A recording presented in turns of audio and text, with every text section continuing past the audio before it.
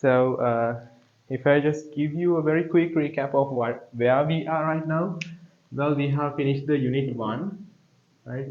That's about the measurements, and we have finished this part. Now we are at the unit 2, which is the lengthiest unit, and that's the mechanics, right? So in the mechanics, there are several subcategories, subtopics that we need to learn, and we start to discuss about the linear motion. So I'll give you the beginning tunes as well for you guys, so you can see how the syllabus is for the physics. There will be, as I told you before, there will be 11 units altogether, and throughout the 11 units, what we do is kind of, what's physics, right? That's kind of giving a numerical value for the day-to-day scenario. So you can see how much the light is, or we can measure it, right? You can see it's kind of dark now, but like this, right? But I can just turn on the light, so it's going to be bright a little bit. So how much? We are going to give a numerical value.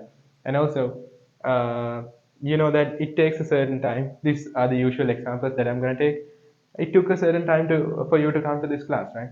Takes a time. So if somebody asks how much it took or how long it took, you can say maybe not much, or else you can say specifically with a value 15 minutes, 30 minutes, like that, right? And if I ask how far from here to your house, you can say okay, it's very long, or maybe not much, or else you can say specifically 4 kilometers, 6 kilometers, like that, coming.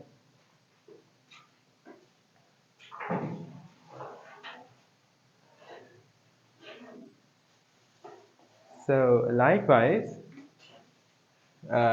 throughout the physics course, we are going to measure the things, and we are going to give a numerical value for that, right?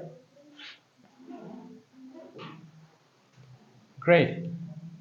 So under the linear motion, and there will be several subtopics that we need to learn, even though it seems like, okay, 11 units, not much. There are several subtopics that we need to deal with.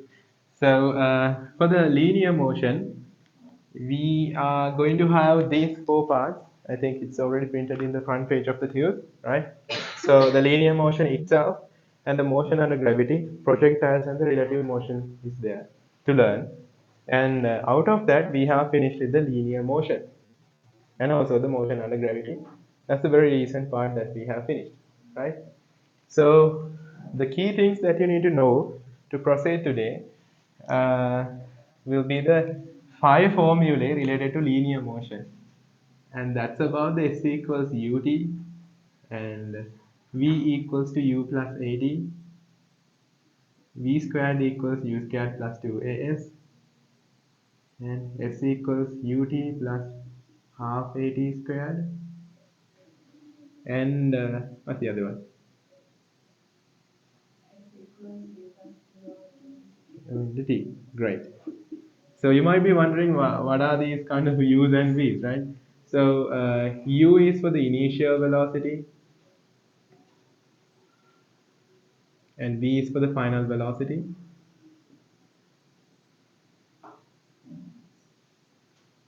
Let me write it nicely.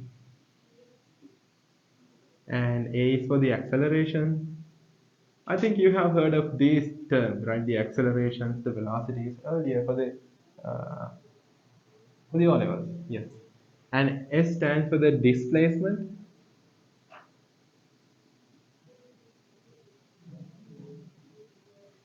and T is for the time,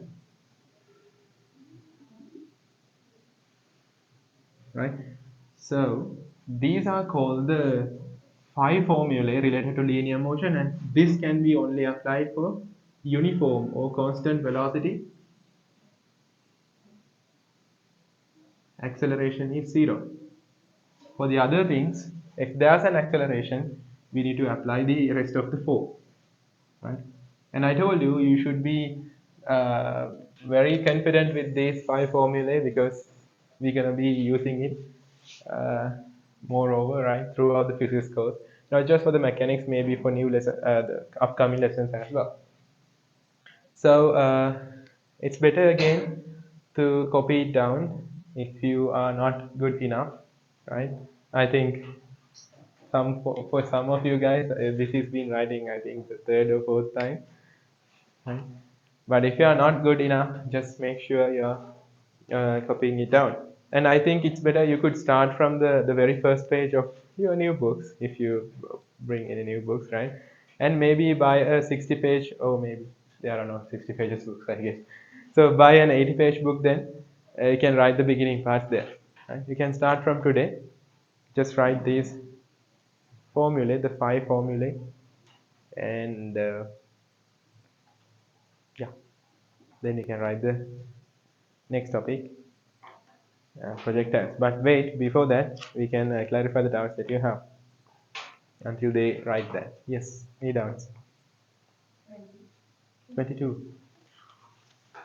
Kind of an intersection here, 22 then.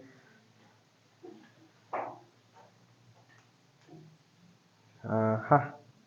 I think you had the same doubt with the 26th one, maybe?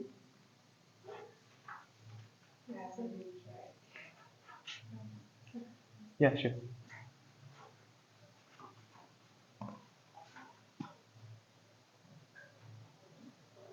Okay, what else?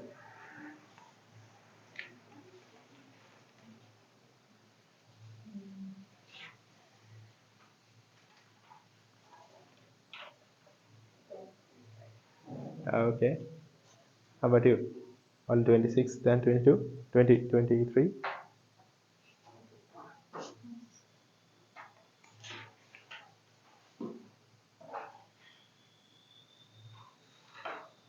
When to try that 30th one? 30 on the page 5? Nope. Oh, I see that kind of skipping in the parts, right? Don't do that. How about you? Any doubt? 22, okay. 25, right? That's all. 26 as well. Okay. How about the 30th then? Did you do the 30? Which means you didn't have the time or couldn't do it? Okay, great, great. That's fine. We'll catch it up, but as I recommended, right? Don't mix up the questions.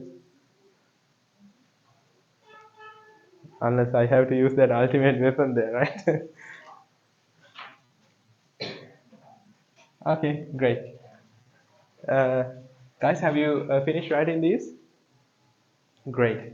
So these are like very crucial to remember. If I just again like kind of recall these quantities here, this is to be the final velocity. If you know the final velocity of a certain object, and this is the initial velocity, and this is the acceleration, and this is the time, right? You can just get the relationship between all those 4 parameters using this. If you don't know the time, but you know the displacement and the initial and the final velocities and the acceleration, you can use this, right? If you know the initial velocity, time, and the acceleration, you need to find out the displacement. You can use this equation because it is involving s, u, t, and a.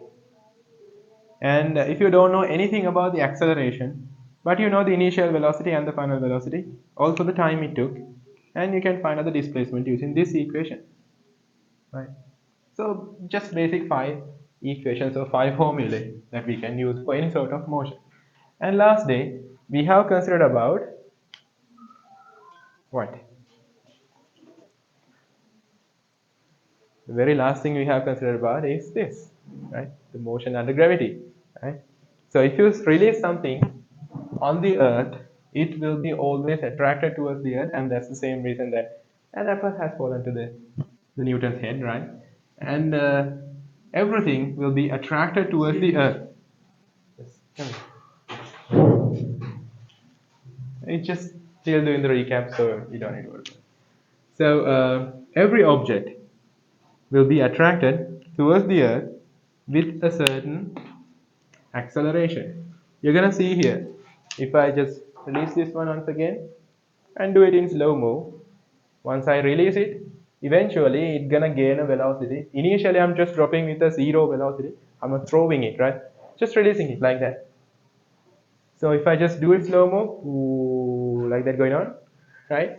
So the velocity will be keeps on increasing while it is descending down, and that is due to the acceleration of the gravity. I have drawn some few things here, right? So let's say it is started from 0. I'll just draw this one maybe close by. After this is t equals 0 seconds, the moment we start the motion, and when t equals 1 second, you can see a little bit of increase of the velocity. Why? Because of the gravitational acceleration. There's an acceleration always. Acceleration in the sense the velocity will be increasing. Hence the name the accelerator in the vehicles, right? You can just press it down, then it can go accelerate. So this will be having a acceleration of 10 meters per square second. The correct value has to be 9.81625 and so on, right? But we are not taking a lot of decimals. Instead, for the easiness, we're going to take it to be 10 meters per square second, right? So you know the idea of 10 meters per square second means 10 meters per second divided by 1 second. That means for each and every second, the velocity will be increasing by 10 meters per second. That's the overall idea. So you can see here 1 second lapsed. So the velocity has to be 10 meters per second. And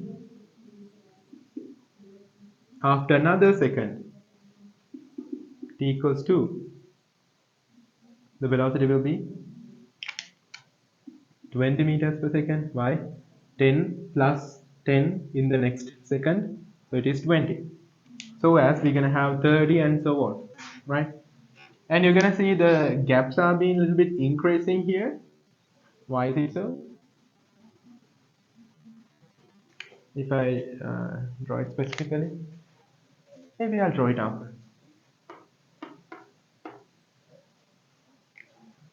Starting from here, here, here, and here.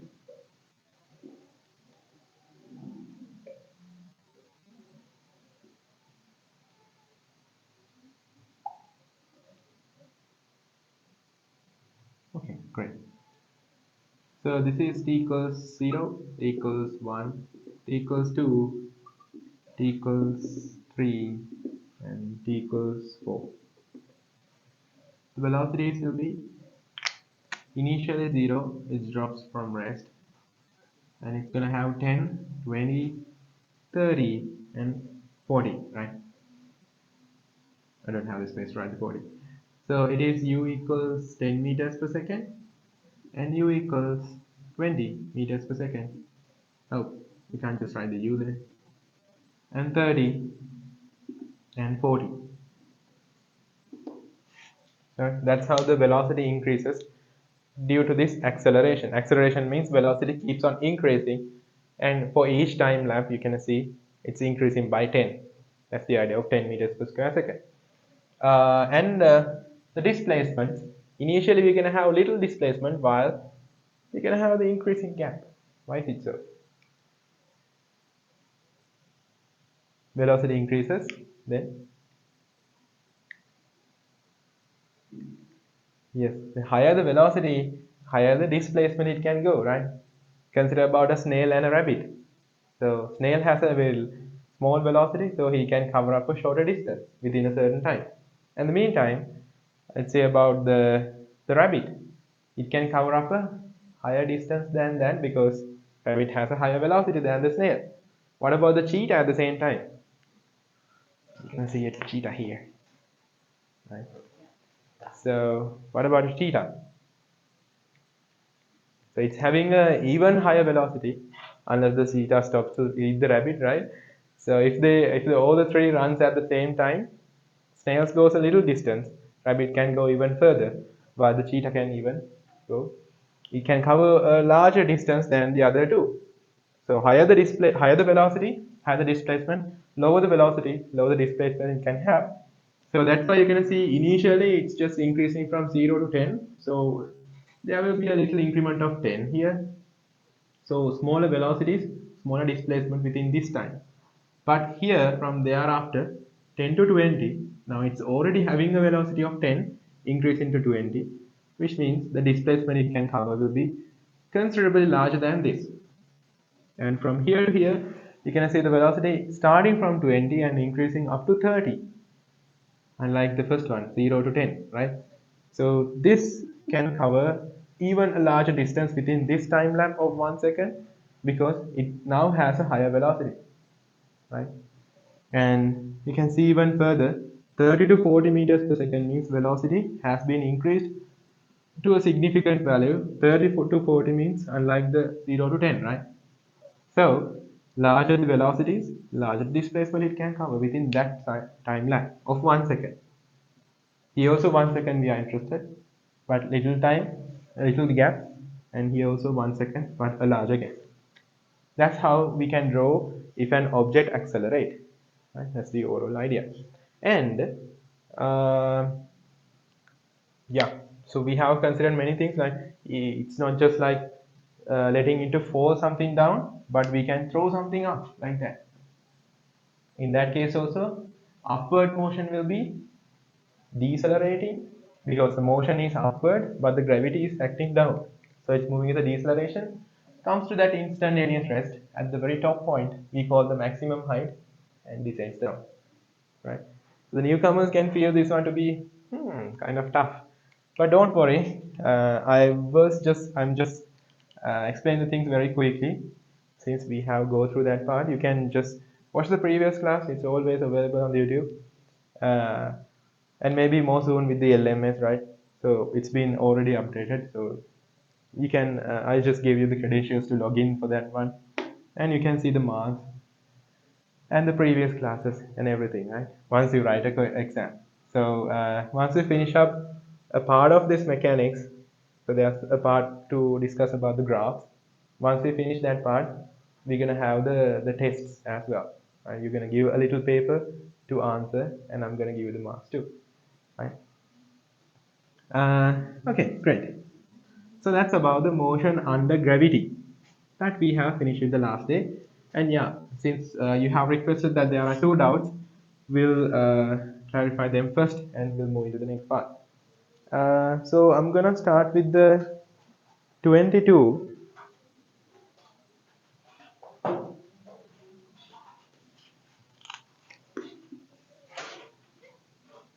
So it's supposed to be starting like this. There's a ball being projected in the moon, I guess. Yeah, maybe the Neil Armstrong, right?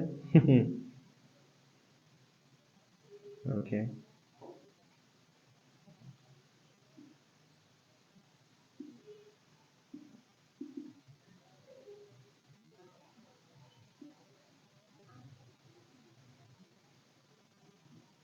So this is the ball he has.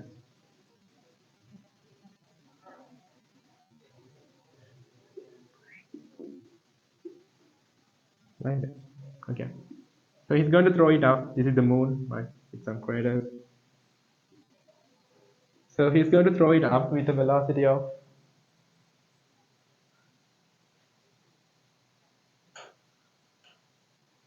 okay. So it doesn't mention anything about the velocity, right? The initial velocity. So you can take it to be u, right? But you should mention there the u is the initial velocity,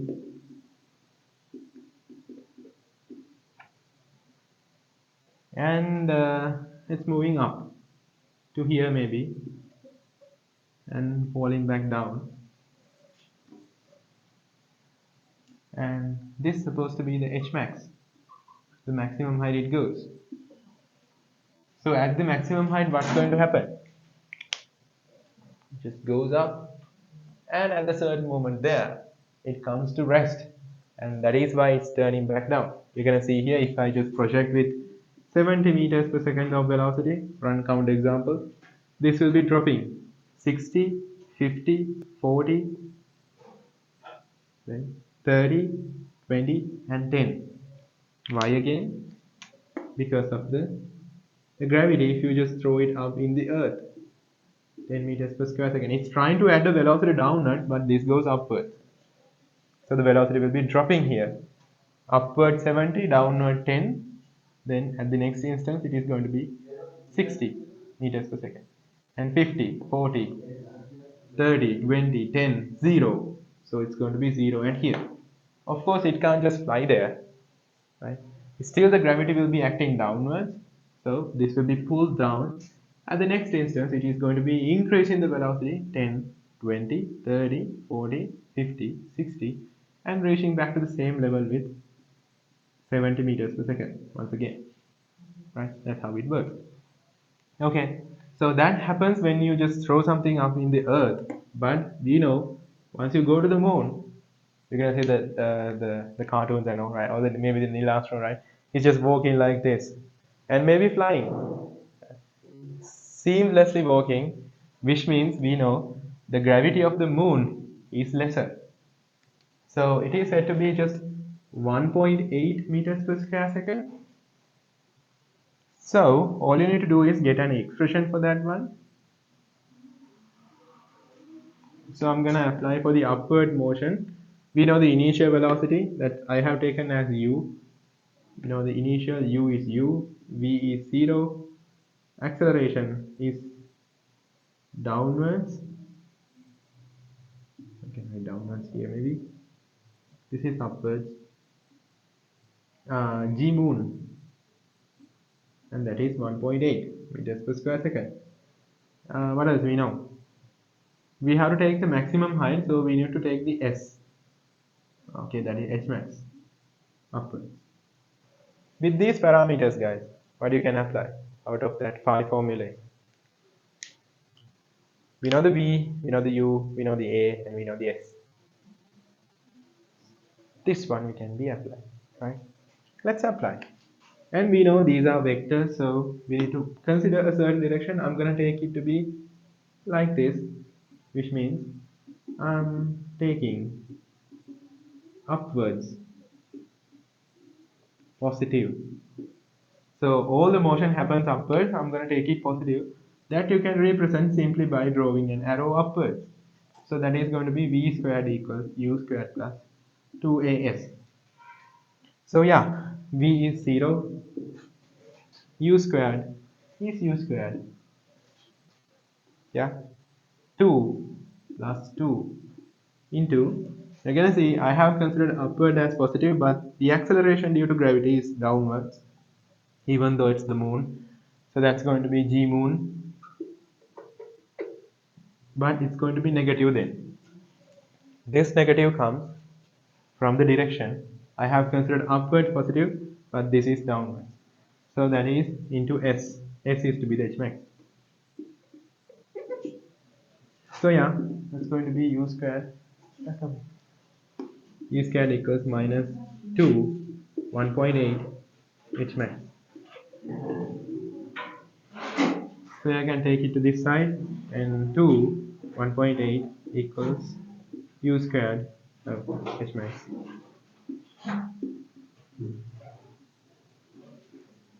Maybe I'm writing.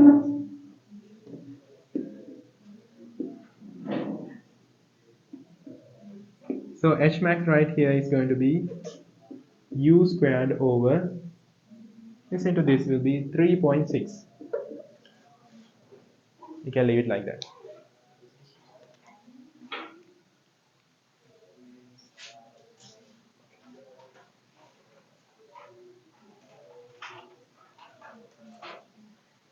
And we have done the tute. Question 22.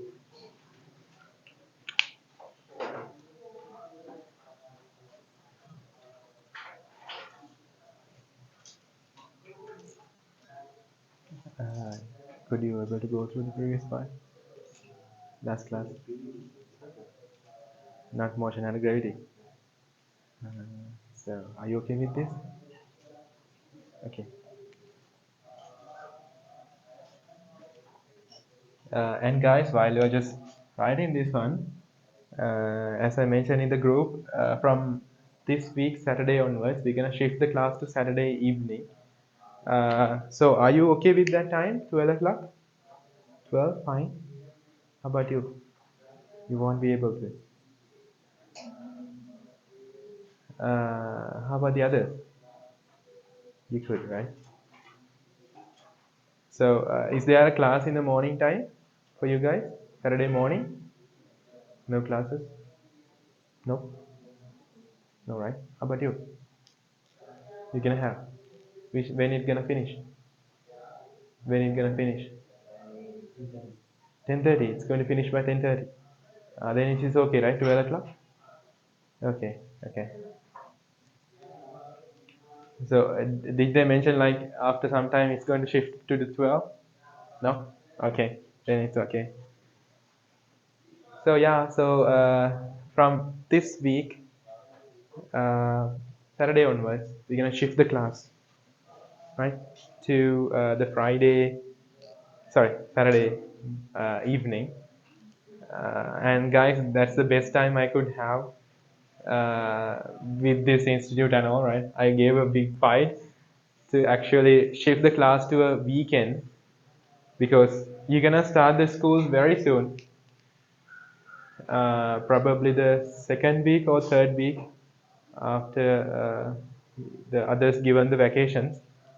So the school vacation is going to start by I think the August 7th or something like that. I don't know. Do you guys know about it? No. I guess the August 7th, and they're gonna start it with 1 week, I guess. So the Centralians, I have informed that they're gonna start the schools by third week of the August. Uh, Dharmapala, I don't know yet, but most of the time it's going to be again the third week or the fourth week. So before the school start, it's better we could shift the class to a weekend, uh, and we can do a lot within a single day, unless if you do it in a like after school class, it's you are going to be very much tired, and also we can have maximum of 2.5 hours. So here we can have around 4 hours, which is good. We can cover up a lot and do most of the questions, right? I'm just saying this one until you write this, and if you have finished that one, we'll go into quickly the 23rd question.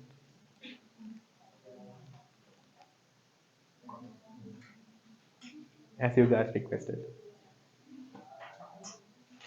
So we're going to be doing the 23rd, 26th, and 30th question. If you haven't tried it, the 30th question, and if you are like willing to try it, you can do it now. But the next question we are going to try will be the 23rd.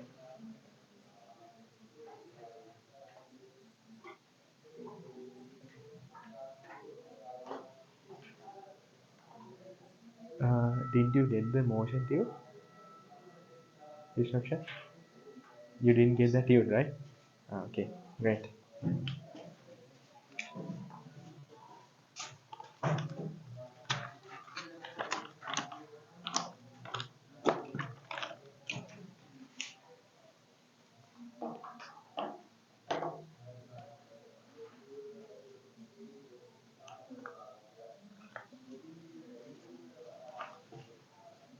Here you go.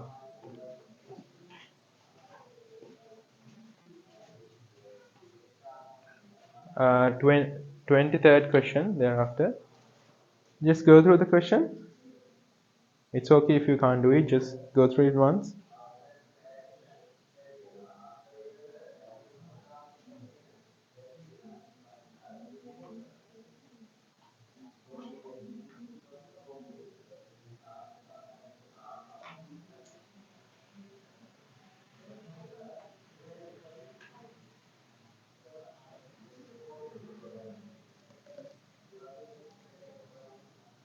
And maybe try to sketch something. Yeah, that's good.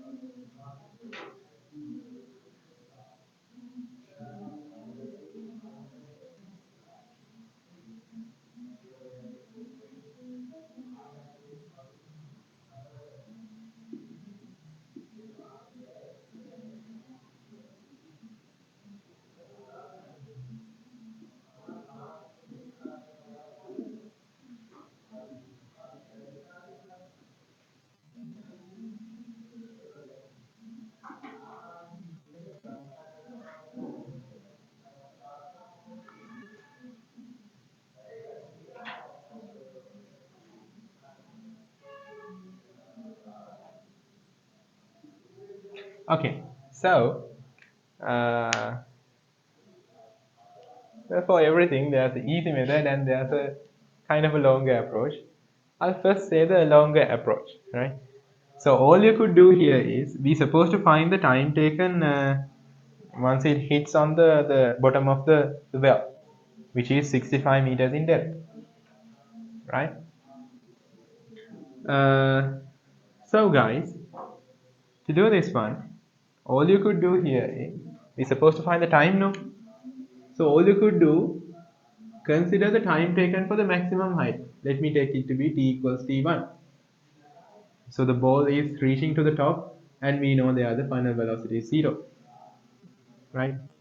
So you can find out the time taken using this equation right here, right?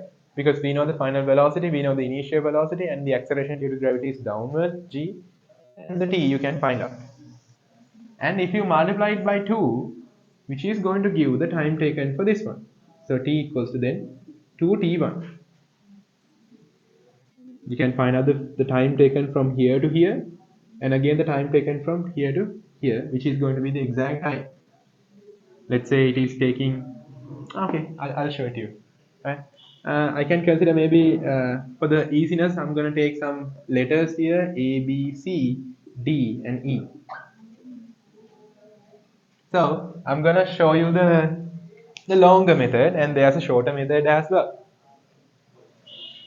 Let's work with the longer method first.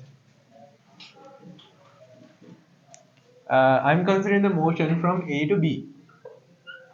I know the final velocity is 0, initial velocity is 60 upwards meters per second, and the acceleration is downwards, that is g, that's 10 meters per square second. What else? Yeah, we supposed to find the t, that's t1. Then you could write upwards v equals to u plus at. This is 0. Initial velocity is upward 60 plus this acceleration is 10 and it is downward, so it is going to be minus 10 into t1. So I can take this to the other side. 10 t1 equals 60, so t1 equals to 6 seconds, which you can even guess without doing the calculation, because you're going to see upward 60, each and every second the velocity drops by 10. So at the first second 50, second 40, 30, 20, 10 and 0. So it takes 6 seconds to become this 6 meters per second to 0. Correct? Or else you can do the calculation and see that. And I can find out, therefore, from B to C, time will be, let's say, t2. So altogether it's going to be 2 times t1, which is 12 seconds. Which means it takes 6 seconds to reach to the maximum height, another 6 seconds to reach back to the same level of projection or same level that is being thrown out. But the ball doesn't stop there because it is falling to a well. So it's going to go down even further. Then I can consider from C to D motion downwards. What's the initial velocity, guys? මෙතන initial velocity එක මොකක්ද? It also becomes 60 due to a certain property, right? Once something thrown up and reach back to the same level of projection or same level which is being thrown out, the velocity has to be not equal, but the speed has to be equal. Velocity means we should consider both magnitude and direction. Velocities are two directions, but magnitude wise it has to be 60 and 60. So this has to be 60 then. Again, if you උඩට throw කරලා ආයේ ඒ level එකටම එනකොට you should get the same velocity of the projection. Okay, great. So we know that the initial velocity here downward 60 meters per second. We don't know about the final velocity here, but we're supposed to know the time taken. So s is, we know that is 65 downwards meters, And the acceleration will be again downwards. That's g, 10 meters per second. What else we know? We're supposed to find the time. Let me take it to be t3, which means the entire time taken will be the t3, right? From here to here. Okay, so I could apply this equation right here, right? Now with the parameters u, t, t is the thing we should find out, and yeah, like that. Okay, so we're gonna involve. Okay, I'll just write it. Uh, so it's going to be 65. I'm gonna put downwards s equals ut plus half at squared. So it's going to be 65 equals u, that's 60 t3 plus half 10. Here 10 is positive because I have applied downwards. Acceleration due to gravity was also downwards. And t squared, again t3 squared. And you're going to have a quadratic equation here, 65 equals 60t3 plus 5t3 squared. And you can simplify it, and you can find out the t3, right? And we know from here to here, A to C, the time taken will be 12 seconds. Plus, you can add that T3, what you can get from this simplifying the quadratic equation here, right? So that will give the total time taken from A to D. Correct? That's the longer approach. I'm not going to simplify that one because there's the easy method doing that, right? Are you okay with this long approach? You just find out the time taken from here to here, and thereafter from C to D using that equation. And last day we have simplified this kind of fiction. I'm not going to simplify this, but for the next approach, I'm going to simplify a similar quadratic equation. Right, guys? That's the longer approach. You can maybe write it or maybe not. Do you want to write it? Well, nobody likes the longer ones, right? So let's do it the shorter one. That means I'm going to erase this, right? I'll just leave it there. I'm going to erase only this part, right? Instead, guys, can't we just apply and it's just a single equation for the entire A to D motion, like that, for the entire motion, and that's the time taken we need, right? We should take how long it takes to reach to the well, right? Okay, so from the A to D motion, let's figure it out. I can write the u here, initial velocity, that's upwards, that's 60 meters per second. What else we know? Displacement is what? This is the crucial thing. I can consider upwards. What's the entire displacement? Yeah, you're gonna see there. First, the displacement is increasing, and thereafter coming back to the same level. So the velocity, the displacement will be zero, right? I'm gonna start here. I'm gonna displace to this point and reach back to the same level or same point. What's my displacement? Well, we know displacement is the shortest possible distance between 2 points. This is called the distance. This is the distance, while this is the displacement. This is the starting point and this is the ending point. What if you just go around like that and maybe reach to the same level or same point? There will be a certain distance, but the displacement will be just the separation between the 2 points. If you reach back to the same point, what's the displacement? It's going to be zero, right? There's no displacement. Likewise, you can just draw a line, that is starting point and the ending point here, because they are the same point, right? Similar to that, guys, if you throw something up, comes back to the same level, that happens, right? Throwing up and comes back to the same level. So what's the overall displacement? It is 0. So from A to C motion, it is 0. But we are interested in A to D.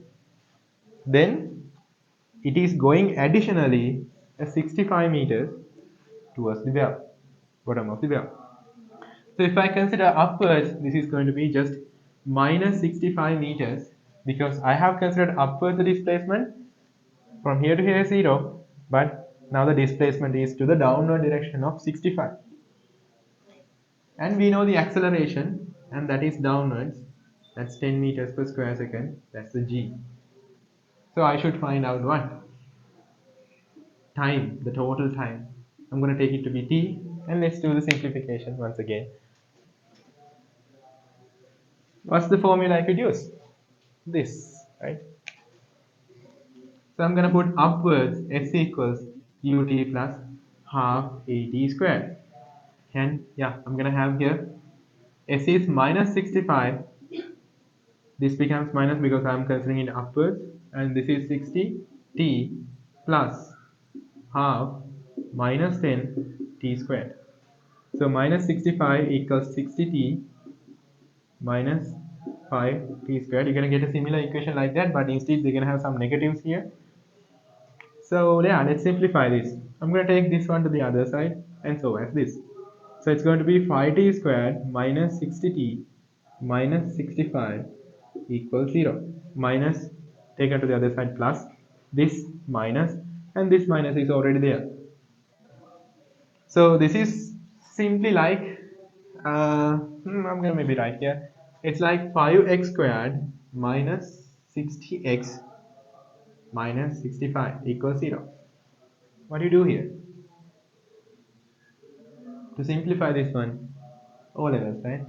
You first need to divide. There's a coefficient in front of this x squared, so you can divide it from that coefficient very easily. You're gonna see here all these other ones getting divided by 5. So t squared minus 12t minus 13 equals 0. 60 divided by 5, 12. 65 divided by 5, 30. Then what do you do? You just take the first term and the last term product. So I'm gonna have 13t squared and minus. We're supposed to make the minus 13t, and 13 is a composite number, right? Which means it has its own product, 13 into 1. We don't see the other one, right? So I should make minus 12 out of it, and also minus 13. So if this is minus and this plus, you can make that, right?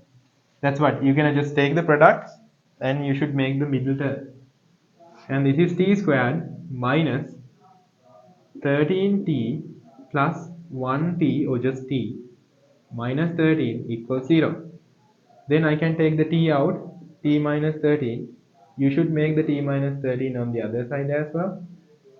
And I can take 1, just plus 1 out, equals 0.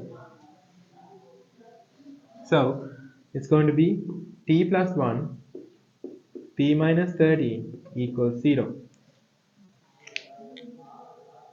Then we can have two solutions here. I can write here t plus 1 equals 0, or t minus 13 equals 0.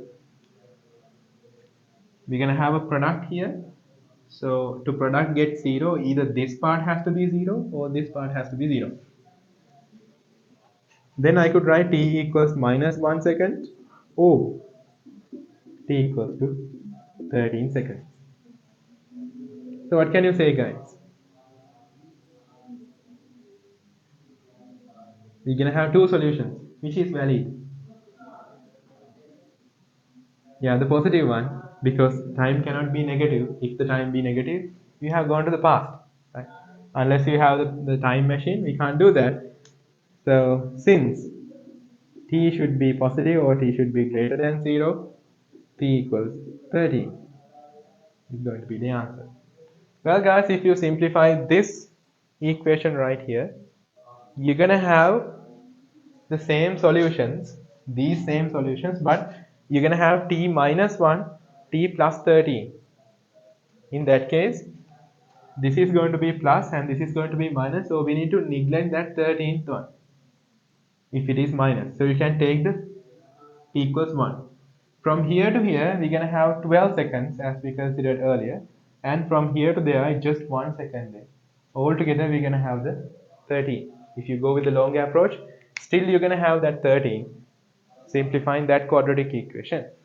But here we are applying a single equation. You can get the time taken. So I think this method is easy, right? Make a lazy neither. Like equation again, so I'm going to erase this, right? Okay. No, I mean this part. Okay. I can copy this one down, guys.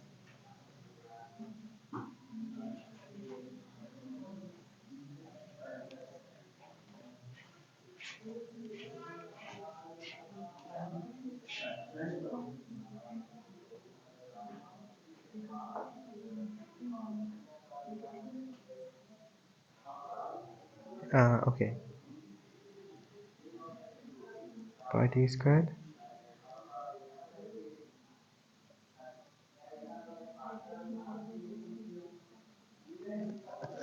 Yeah, exactly. So here, guys, මේ බලන්නකො මෙතන තියෙන්නේ මේක multiply කරාම 325 නේ.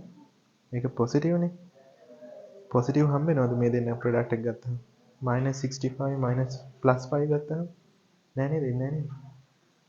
Okay එනවා. මේක එනවා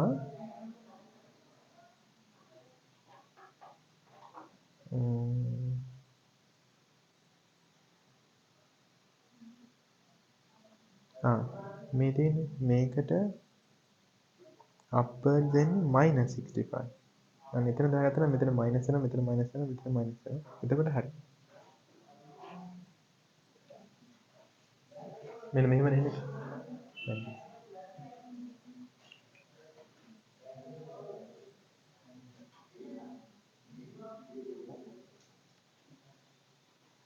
So again, it's okay, guys, if you can't just think about it from the start, right? Especially the newcomers. That's totally fine. Just copy it down, and you will eventually have the practice. And the other people are doing it very easily, I guess, because we have simplified a whole lot of quadratic equations last day involving these.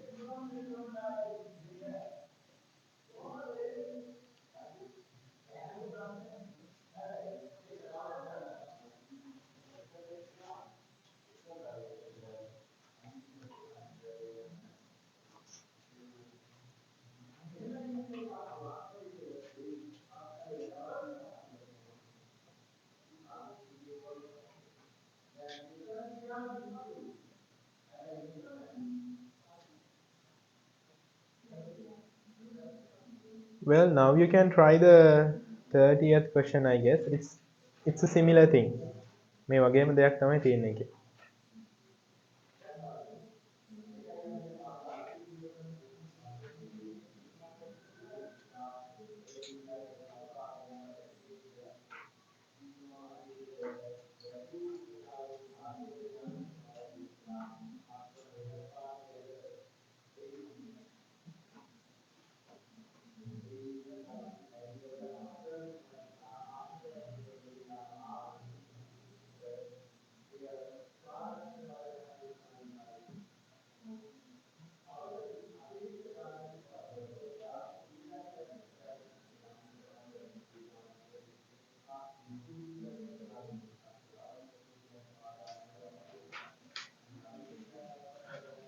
So here we have simplified the equation, I mean with some numerical values. In that question, the 30, oh, not the 30th one, right? Sorry guys, 26th one. I'm just talking about the 26th one.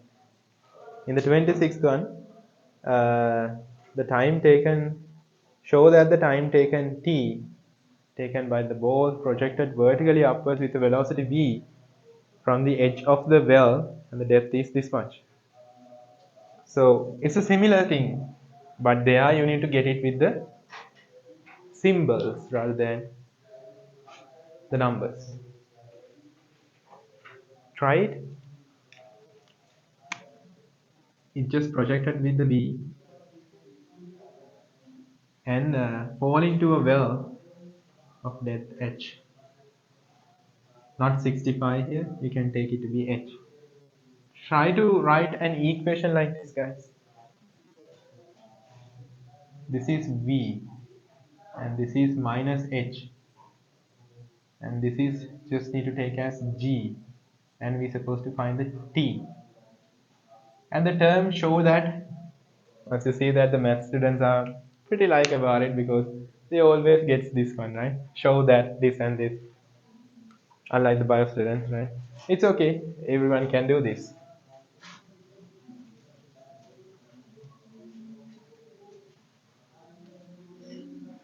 Try to substitute here, guys, to this equation.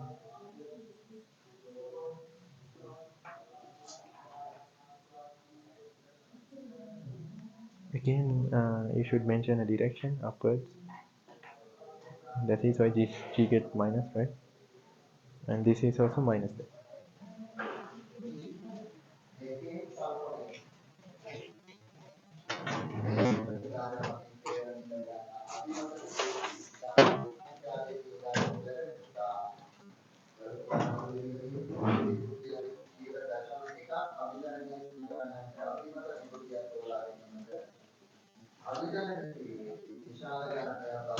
File number देने තුනක් විතර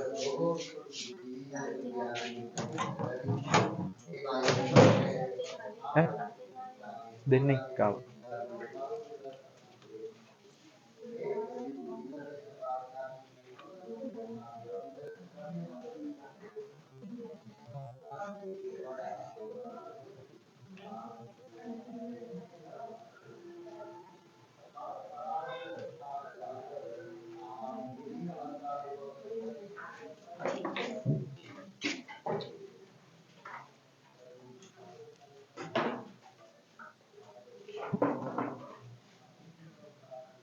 have you guys?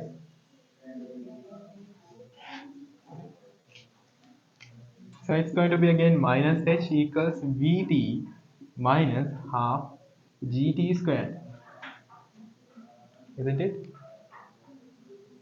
Yes, that's how you do the simplification, and I can take the half g t squared minus vt minus h equals 0. So similar to the earlier one, guys, we're gonna have a coefficient here, which is spooky here because it's just g over 2. I can multiply the entire equation by 2. Then you know what's going to happen. Half gt squared minus vt minus h equals 0. So I'm gonna multiply all the things by 2.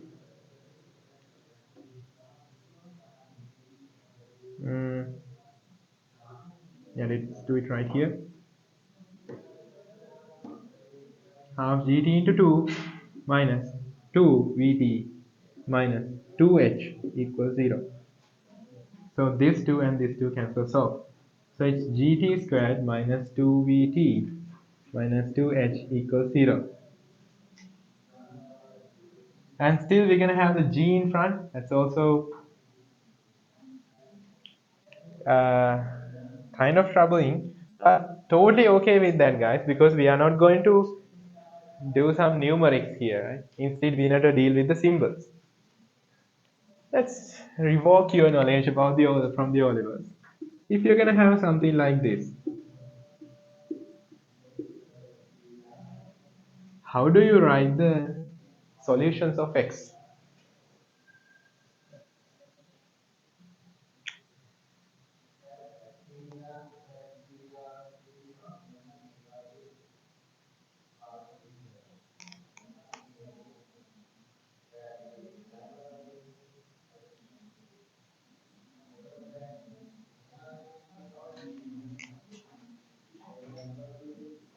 Does this rings a bell?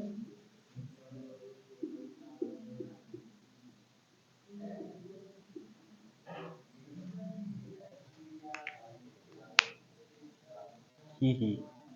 So we are now kind of at the advanced level, and you have already passed the O levels, right?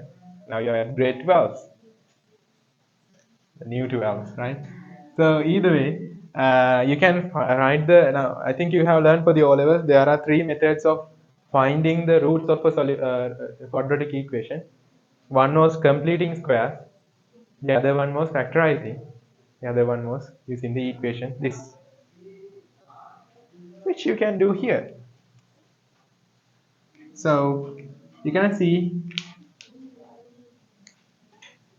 if the x squared is there and a is the coefficient, this is going to be the a, and here b is the coefficient of x, so this too will be the b, and c is the final constant, and this part is to be the c.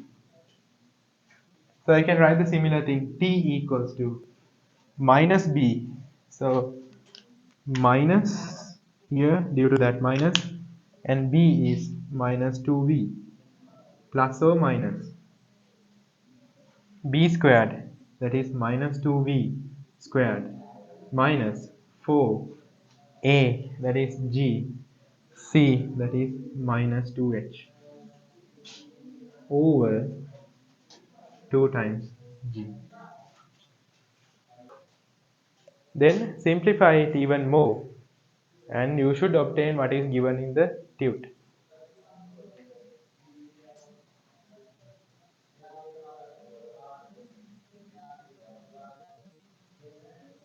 And this minus into minus becomes plus, so 4v, and you can do after that.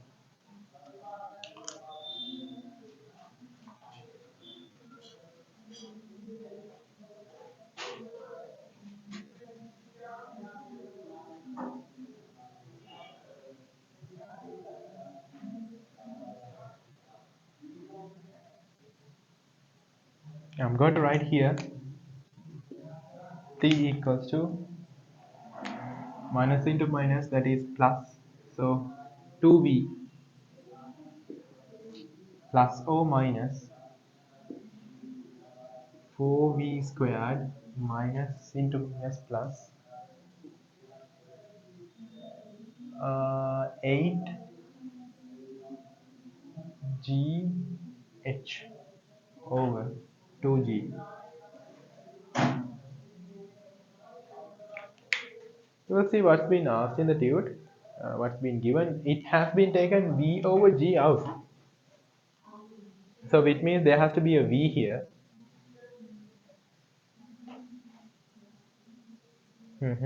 Okay. Thereafter, it's up to you guys, right? How you can make whatever it is being asked. We are almost there, right? I can take like this, 4e squared, and I can write here 8gh over v squared and into v squared.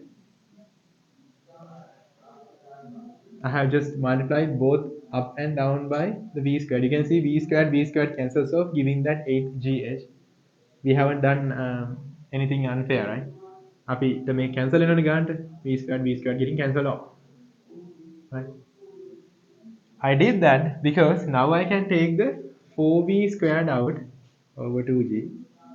T equals to 2v plus or minus. I'm going to take 4v squared out. It's going to be 1 plus 2gh over v squared over 2g. Then t equals to 2v plus or minus. This is going to be 2v again. Isn't it 2v? Yes, okay, 2v. Root 1 plus 2gh over v squared. You're gonna see almost we have complete up what's inside the square root that is being asked in the tute. So 2g. I can take the v out. So t is going to be then 2v over 2g 1 plus or minus root 1 plus 2gh over v squared. 2 cancels off. Fine. I'm gonna erase this part, guys. Are you okay with that? Do they can anyway. Nothing. Right. So I'm gonna have t equals to v over g 1 plus or minus 1 plus 2gh over v squared. So in the tune, guys, we have given only the plus thing. What happens to the minus? Yeah, the time cannot be negative, right? Time cannot can't be negative. So if you take the negative solution here, there might be a chance that your time could be negative. But uh, therefore, considering plus, you can write t equals to v over g 1 plus root 1 plus 2gh over v squared. Ta-da! You could get like that.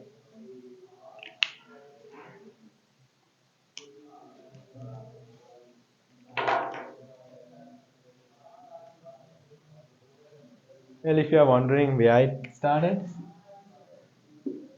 from here, guys. This is one. This is a side note. This part is a side note,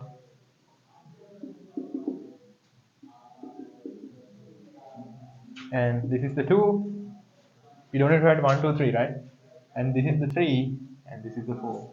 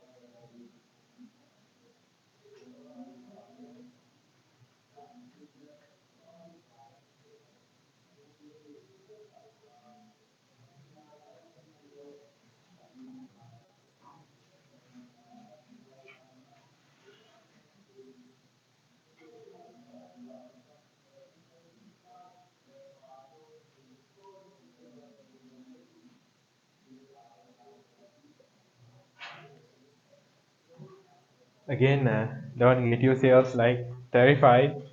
And what the heck has been done, right? So you will eventually get the practice. For the time being, just copy it down, and I'm just pushing you towards the advanced level, right? And to think the stuffs in advanced way,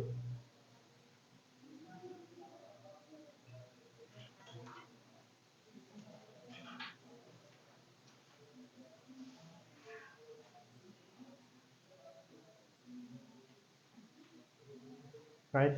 One more question, and that's the 30th, I guess.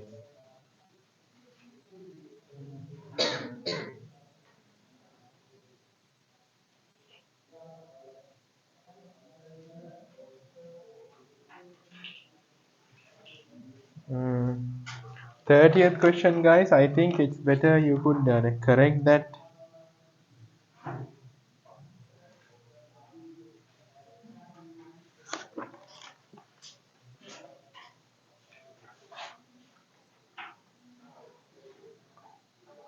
Yes, just correct the height.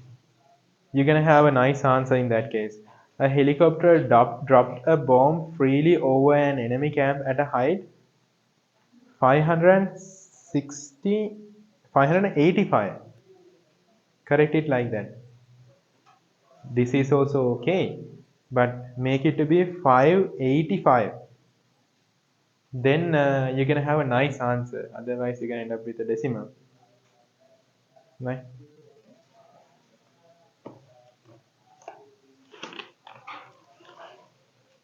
Read the scenario and try to sketch something.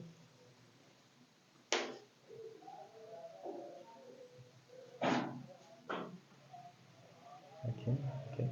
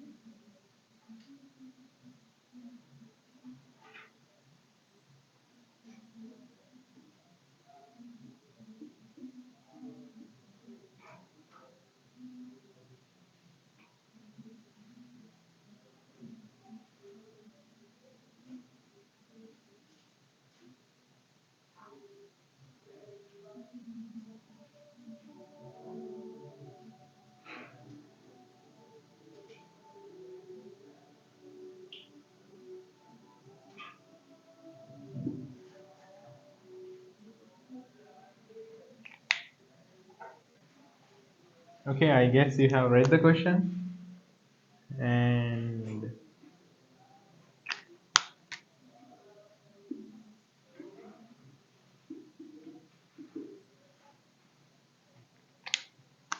this is the overall scenario, right?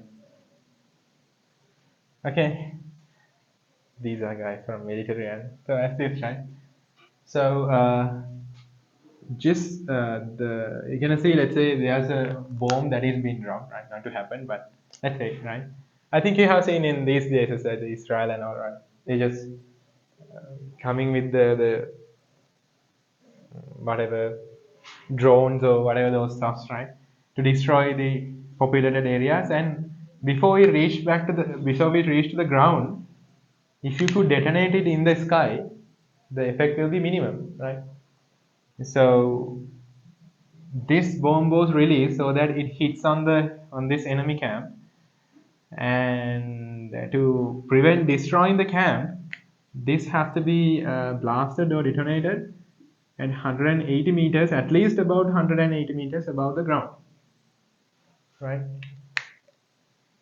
And for that one, of course, we don't have that Iron Man or whatever, right? So instead, we just need to shoot at the bomb on the ground.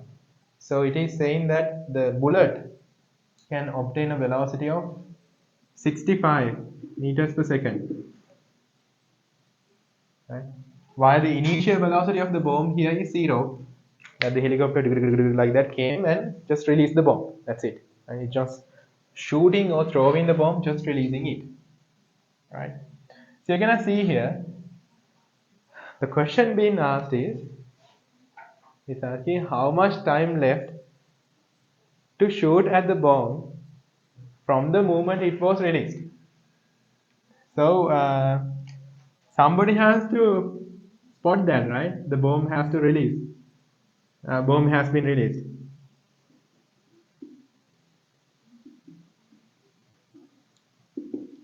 Then the other guy has to shoot at the bomb, which takes some time to do that, right? Grab a weapon, see the target, and like that shoot, right?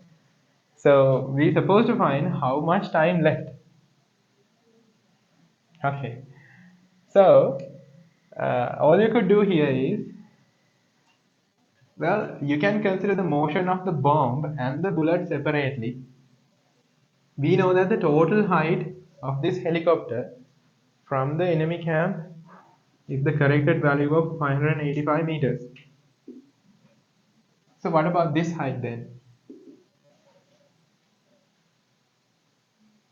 585 minus 180 what's the value? කියන්නකෝ කී දෙන්නේ? එතන 5 වෙනවා 0 4 right? 405 isn't it? Okay. Yes. 405 no? Okay. Meters. That's what the distance, the displacement of the bomb until here. Right. So once the bomb is being released and reached back to this level, 180 meters, it takes a certain time. Within that time, what this bullet should do, it should cover up that 180 meters, right? So all you could do here is find the taken by the bomb to reach this level, and same time find the time taken by a bullet that can be shot by this 65 meters per second to reach to the same level. And you're gonna see 2 times subtracting that time gap gives the time remaining to grab the weapon, aim at the bomb and shoot. Right? So yeah, let's do it for the bomb. For the bomb, you're gonna see the motion is downward. So initial velocity is 0, final velocity we don't know, displacement we know that's downwards, 405 meters. Acceleration is also downwards, g, that is 10 meters per square second. We should find out the time taken, let's say to be tb for the bomb. What's the suitable equation we can do? Apply. Out of that 5 formulae, s equals ut plus half at squared downwards, and that is 405 equals 0 into tb, initial velocity is 0, plus half into 10 into tb squared. This will be divided with 5, so 405 equals to 5 tb squared. So this cancels off with 81 tb squared. So tb equals to root 81, and that is 9 seconds. It takes 9 seconds for the bomb released from here to reach to this 180 meter level above the ground. Got it? Then you can apply for the bullet. Upwards. Okay, try it.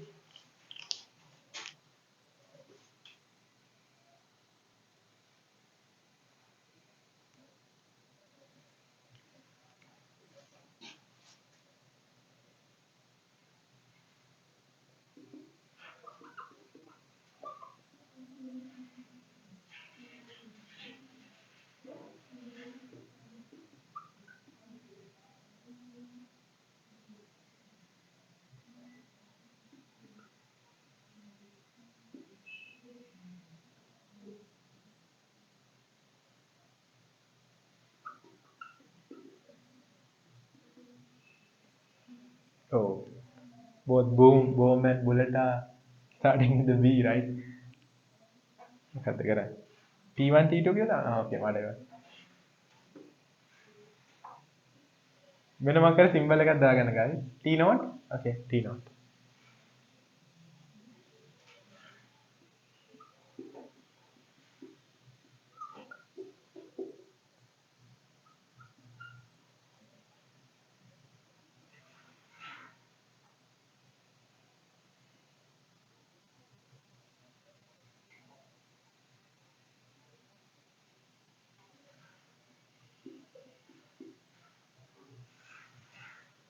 අපි T ම තියමුද? T just T කියලා තියමුකෝ.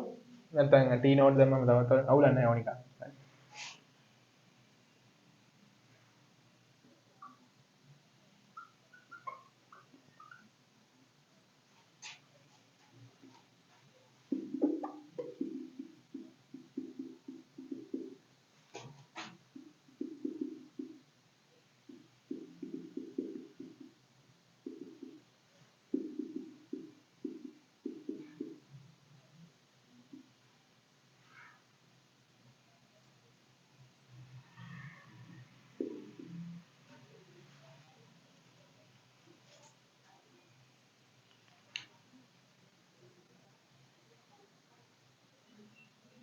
Again, quadratic equation. Now we are not clear about it. We'll simplify.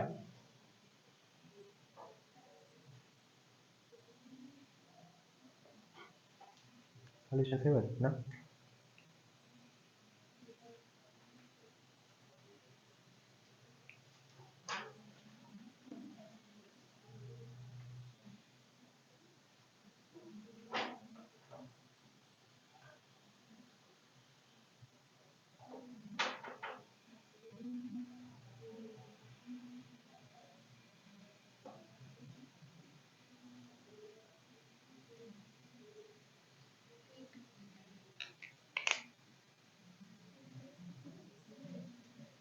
We should make 36. 36 වලට නම් තියෙනවා products ගොඩක් නේ.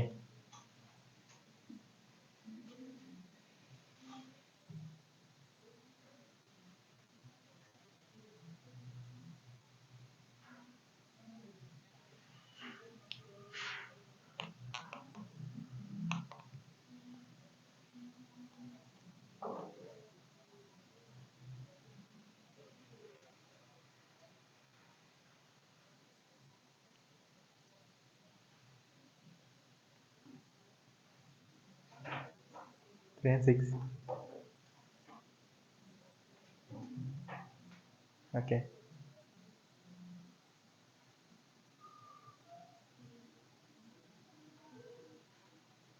So you should find the time remaining.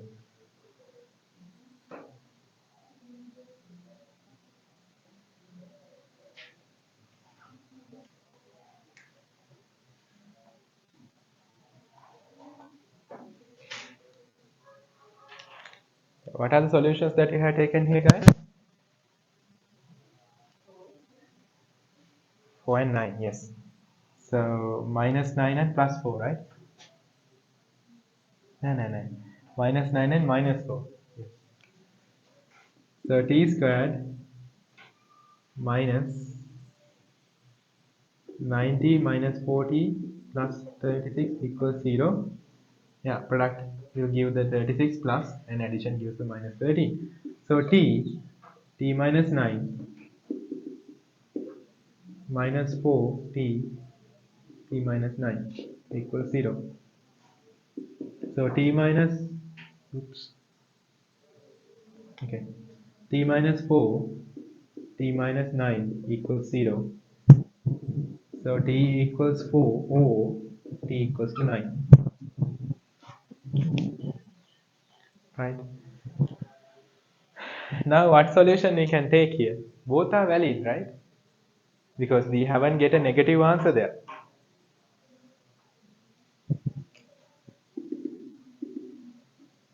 What is that? Well, if you just consider about the bullet, it can pass this level for the first time when t equals 4. and if the bullet doesn't hit on the bomb, it's just gonna go up and come back down and again passing the same level at t equals 9. Isn't it so? Last day we have considered about it. If you just project something up, there will be two time gaps, two time lapse that passes the same level. T equals 4 කියනකොටත් මෙයා මේ level එක pass වෙනවා. I t equals 9 level, when it is descending, then it can pass the same level. Right? So both solutions are valid here. What we are going to take? T equals 4 or t equals 9?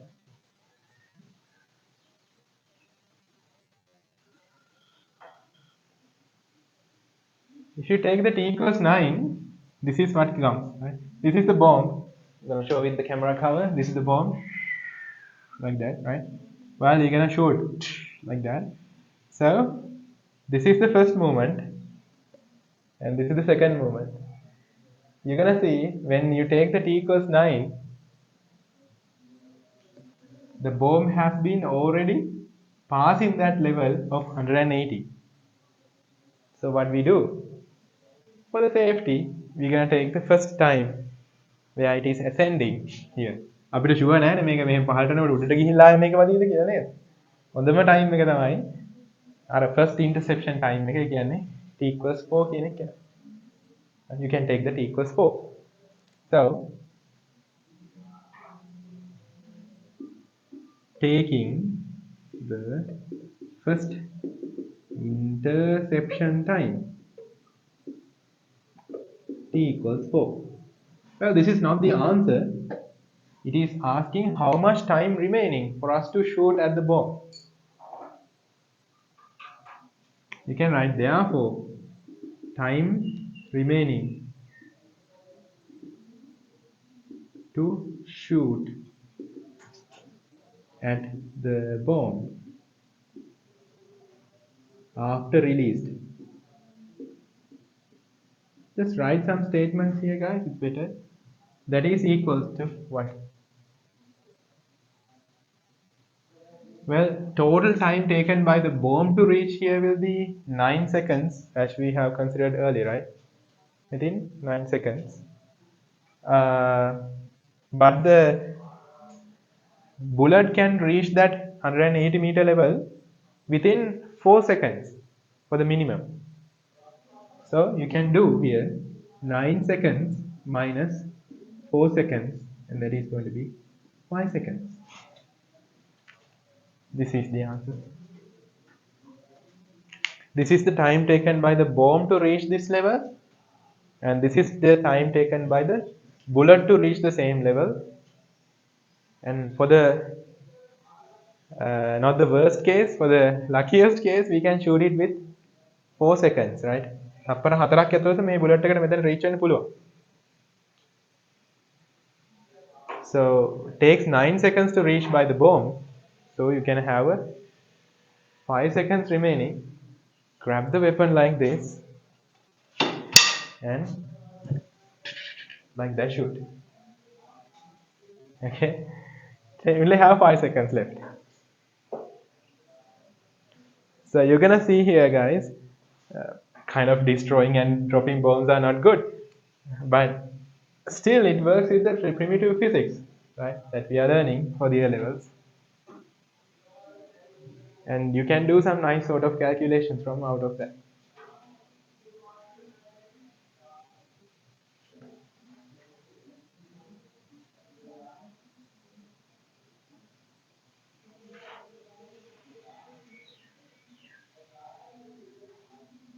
Okay.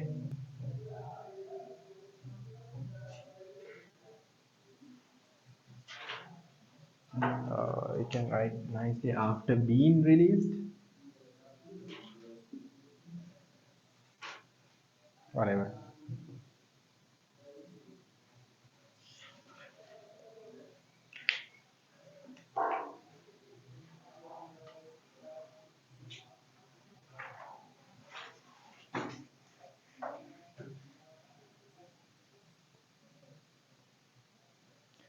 Okay, great.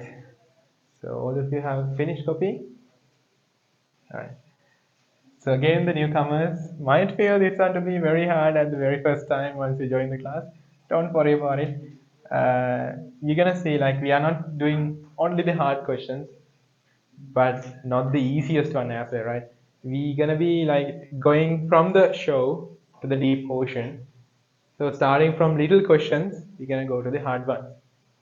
And these are being asked for the exam. So you need to make sure. By the way, guys, these are just MCQs that have been asked, not the essay questions. Uh, so you need to have the practice. Don't worry, we're gonna go into that level very soon. But little efforts like this will count, right?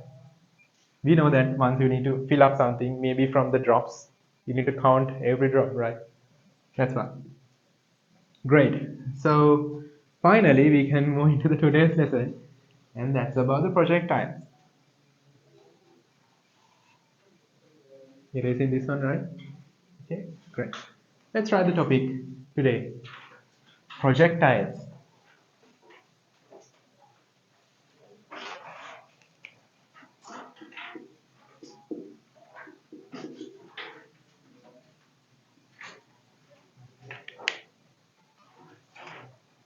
Projectiles or projectile motion.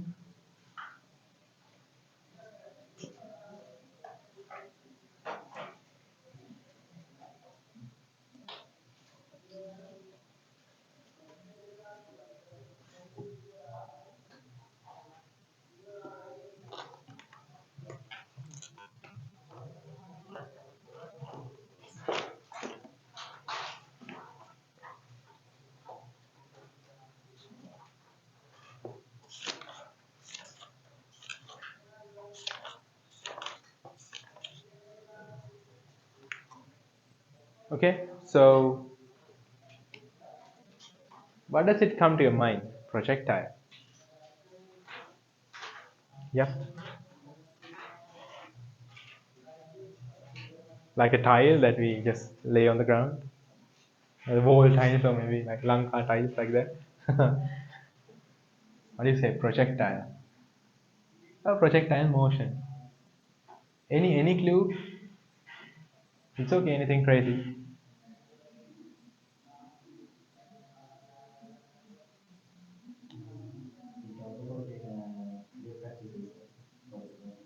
Ah, yes, yes, yes.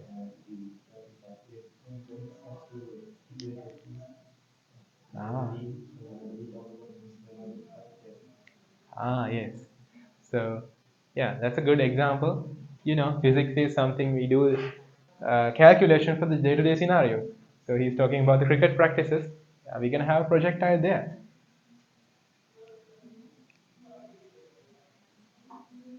Okay, it's something like this, guys. If you just have the same, or maybe, yeah, let's just grab something else. Maybe I'll bring one.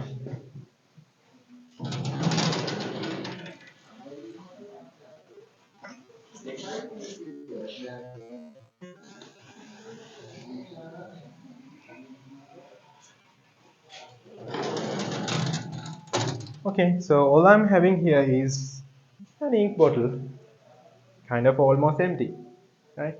So what I can do here is I can just drop it like this. So it just reach the ground, boring, right? It's just falling down under gravity. So we're gonna say it to be a free fall, falling under gravity. Okay?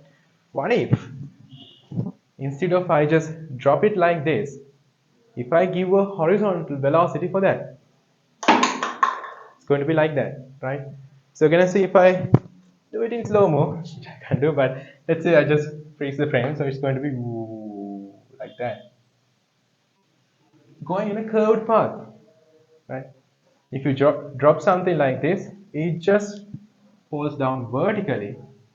For that same vertical motion, if I give a horizontal velocity, it's going to move forward and drop down, move forward and drop down, right? So which means the path will be a curve. Projectile means something like that. It's again an object falling down or like it's an object moving under gravity. For the vertical gravity, If you give a horizontal motion, it's going to end up with a curved path, and that is said to be a projectile, right? So we need to involve with the motion under gravity, also the horizontal motion as well.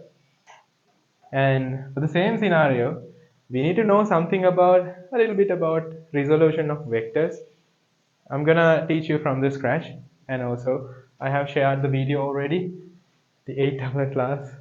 I'm merging three units, three classes we did for the vectors. Okay, so let's consider about it. We'll write a little note. So you know we are not writing some very lengthy notes, right? Just some key points that we need. Okay, we write.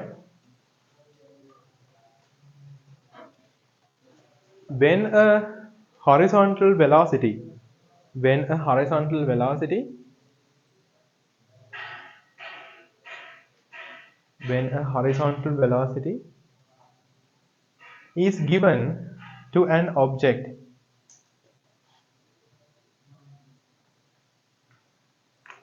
is given to an object moving under gravity,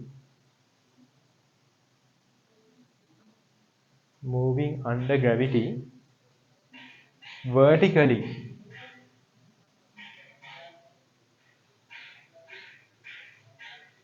comma, it follows a curved path.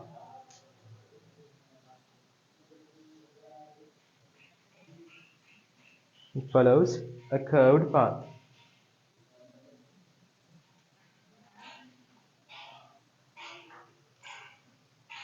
This type of a motion, curved path, this type of a motion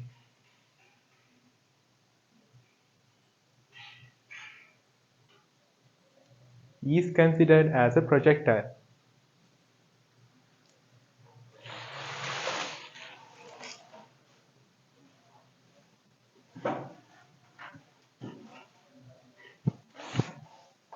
Considered as a projectile. Okay. So it's a path like this then. You're gonna see if it is a straight path, which kind of easy for us to describe. If it is moving horizontally or just something moving vertically, it's just a straight path. But here it's a curve, so it's pretty hard to describe the path of this since it is a curve, right? So what we are going to do here is, to simplify the concept, we are going to consider the vertical motion and the horizontal motion of the object separately.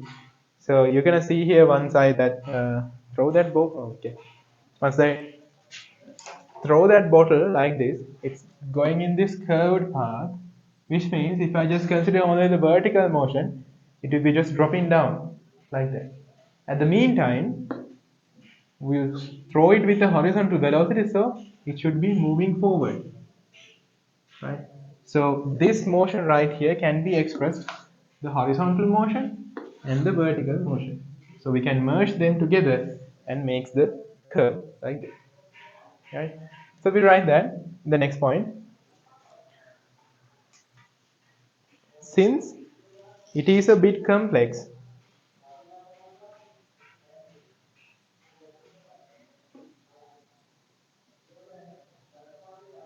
since it is a bit complex to describe the projectile motion, to describe the projectile motion,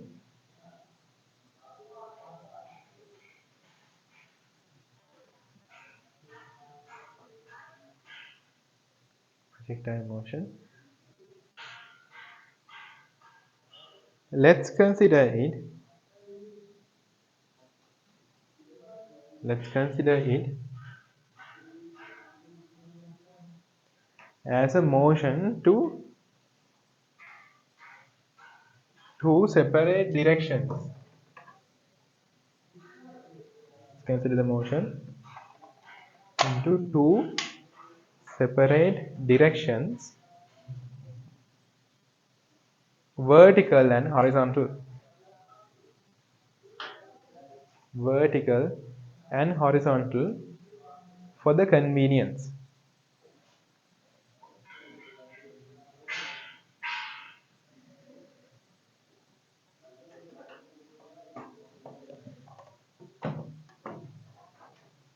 Okay, now you can switch colors and maybe write the next point in a different color.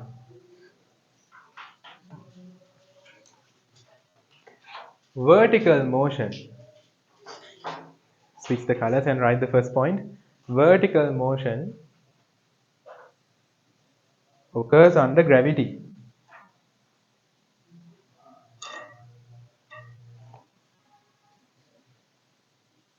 Vertical motion occurs under gravity.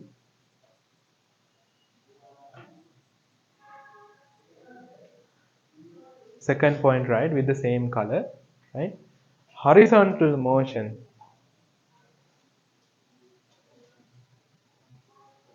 Horizontal motion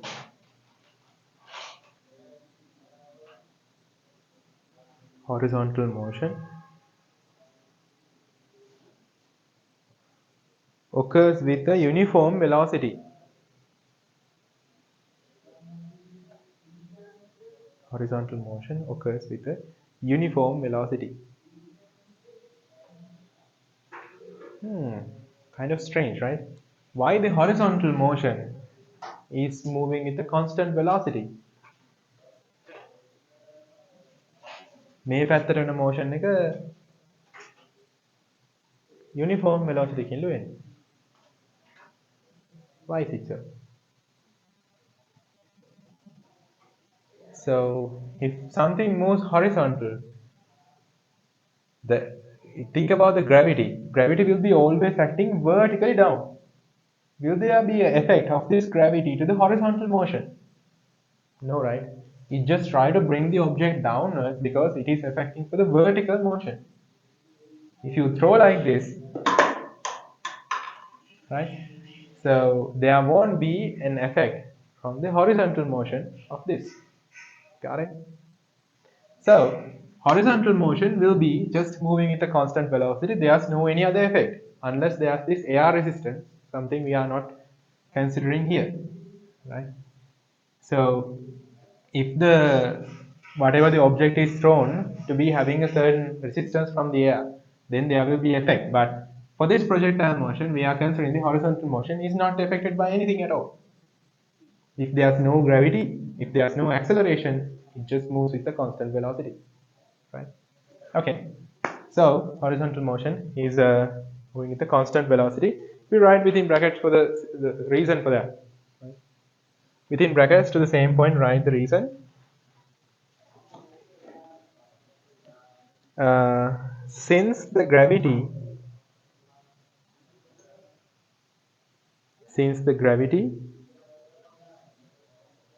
only affect for the vertical,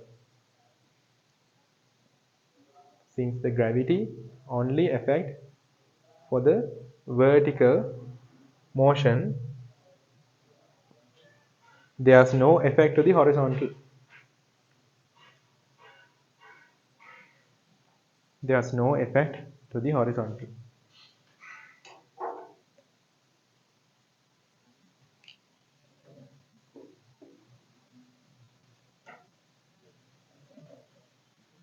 Okay, great. We write in a new line. Switch colors, the normal color that you write.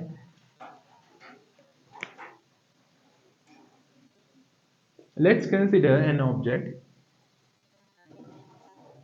Let's consider an object projected horizontally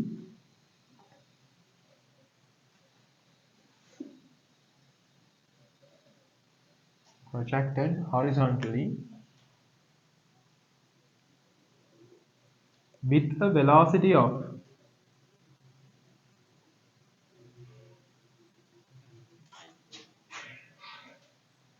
20 meters per second.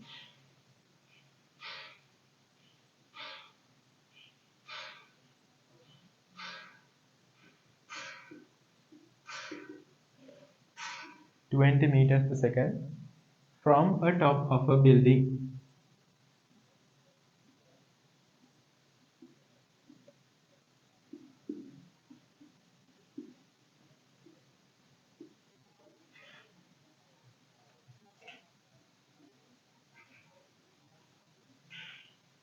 Okay, for this case, guys, we'll first consider about the vertical motion. So I'm gonna use maybe the red color to show the vertical motion.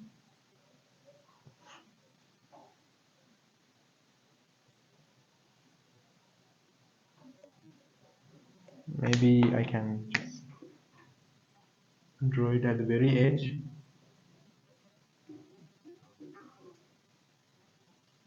Okay. So initially, guys, does this have a vertical initial velocity?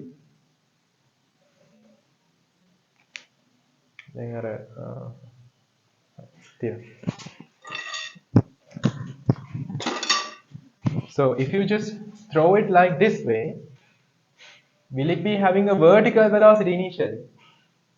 Right? පහළ direction එකේ මොකද velocity එකක් නැහැ නේද? Vertical, no, there's no velocity in the vertical direction. We just throw it like that.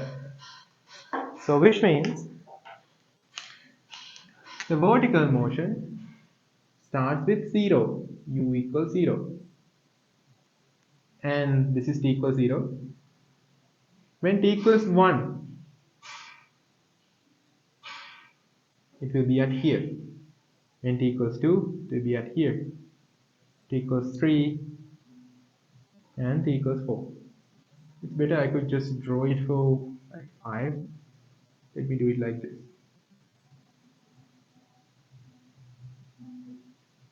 T equals 2. This is going to be t equals 3.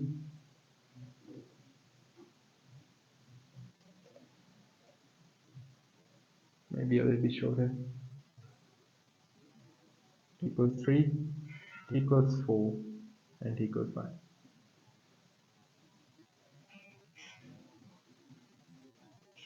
You should draw it with increasing gaps. You know why? It's just falling down something under gravity, right? Which we have considered earlier. T equals 3 seconds, t equals 4 seconds, and t equals 5 seconds. If I just mark the velocities here, initially 0, after 1 second, what should be the velocity? 10 meters per second, 20, 30, 40, and 50.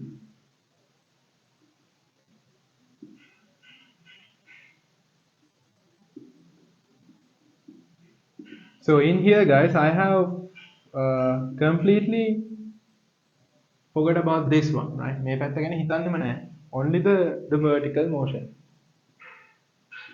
50 meters per second. Right?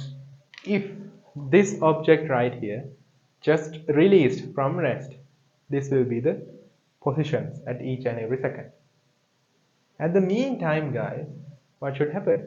This should move forward because of the horizontal motion. So it's moving at 20 meters per second. Let's say it is at here. Initially, it was at here, the same point, right? But it has to be having that 20 meters per second. So this also 20.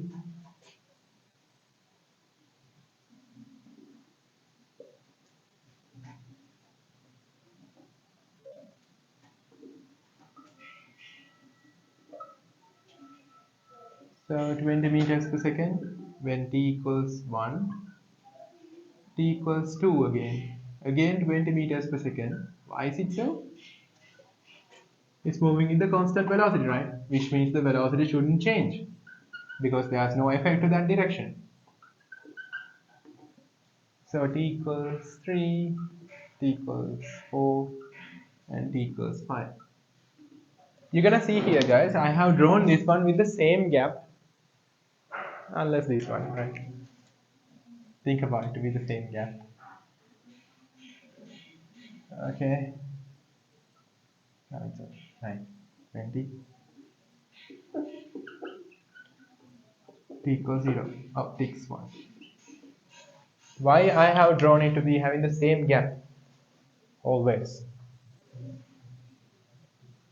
moving with the constant velocity. So 20 meters per second means 20 meters in each and every second. So if you just take 1 second, 20 meters, another second, 20, another second, 20. That's the overall idea of 20 meters per second. Constant velocity. Got it? Great.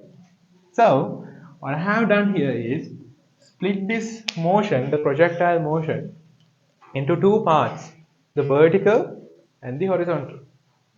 Right? So when t equals 1, the object has to be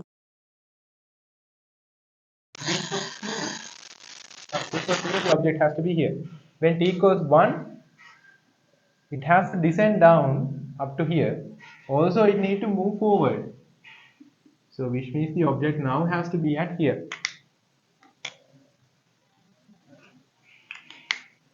When t equals 2, it should go down to this much and also need to move forward.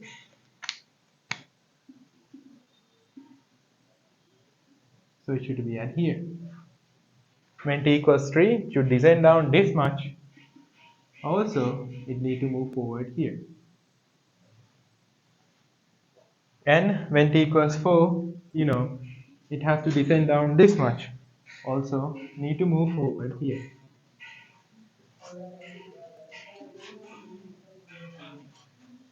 Uh, it should be a straight line. Okay, fine.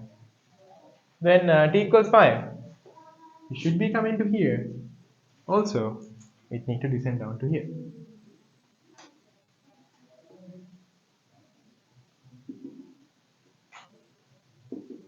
All the way to here.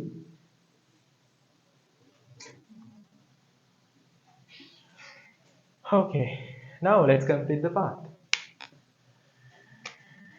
Going like this, like this, and like this. It's not going nice, right?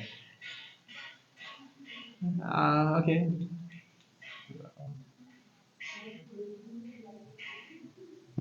Little bit of a fine adjustment.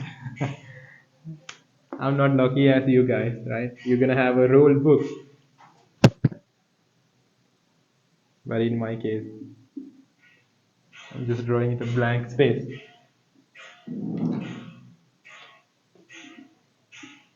You should get it nicely, like this, right? Okay. This is the curved path that we are talking about. And we're gonna give it a special name for that one. This right here is called the trajectory. The path of the projectile is called the trajectory. Right? Okay, so this is how it works. We'll draw it in a nice way. You can maybe have half of the page to draw it nicely, right?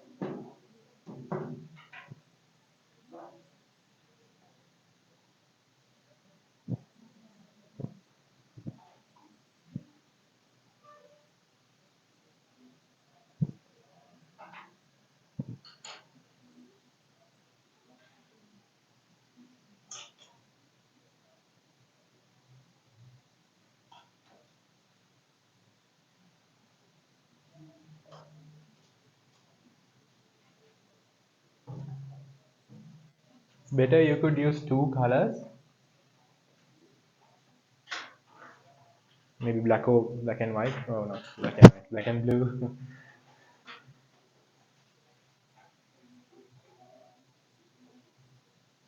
And show the increasing gap here significant, right guys? Initially smaller gaps after some larger gaps.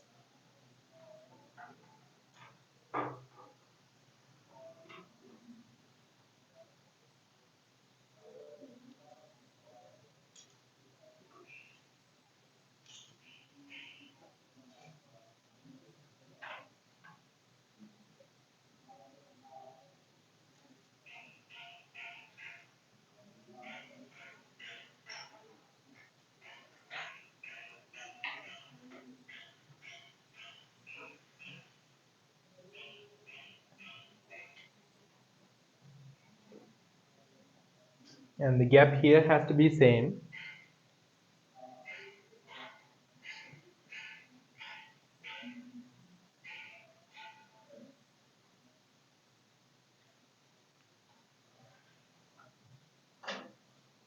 Well, you can be a little bit of cunning, but don't do it in real life, right?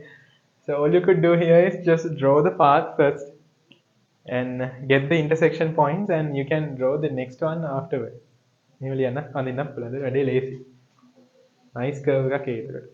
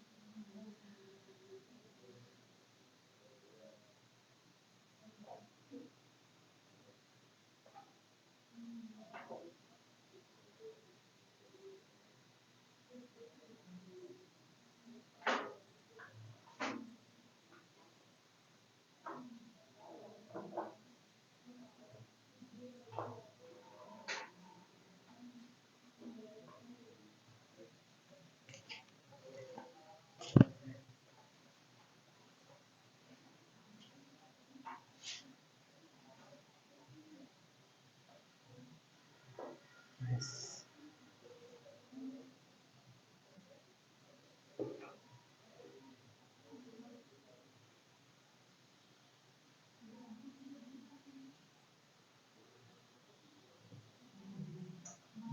Okay. Just Naksha, you can do like this. Draw the curve first. Then get the intersections of each, and you're gonna draw the horizontal path.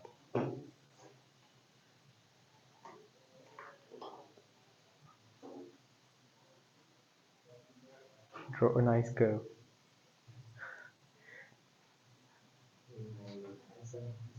It's okay.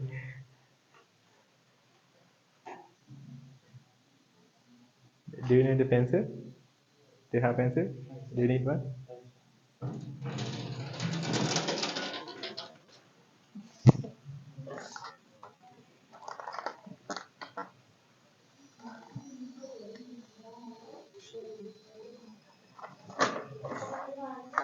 Pencil at belly. හරි තියෙනවා.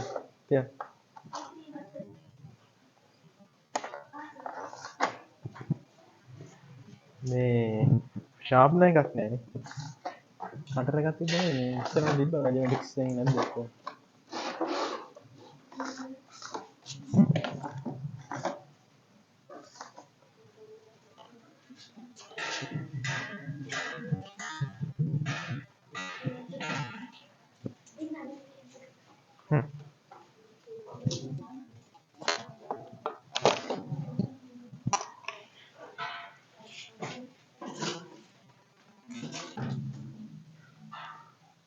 So if any of you guys need something, I'm gonna have the leftovers. I have pencils, erasers if you need, sharpness, or maybe a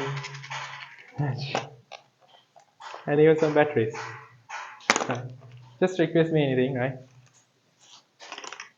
Do you need a pen? Anyone need a pencil? Fine. I have one. Okay, great. But keep it in case.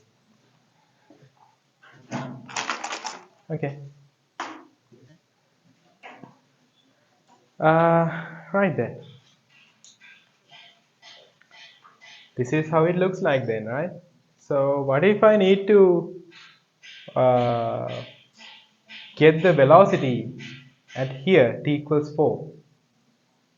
If somebody asks, okay, what's the velocity of the projection or what's the velocity of this object when t equals 4? Well, we need to say them, hold on. There will be two velocities that I need to mark here. This is the t equals 4 position, like this. So I'm gonna have here 40 meters per second. And also, I need to have the horizontal of 20 meters per second from to this side, right? So what's my velocity here? Yeah, it's having two, we're gonna say it to be what? Two components, right? We're gonna have two components of the velocity, and the resultant here has to lie somewhere to this direction, which is on the trajectory, which is the VR. How do you find that VR, or the resultant of these two components? Here comes the vectors.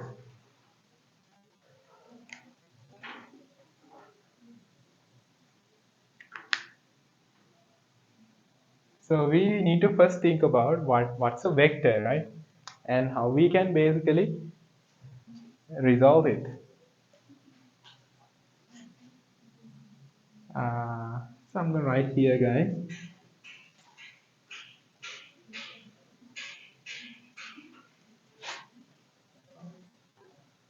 So we know the vector has both magnitude and a direction.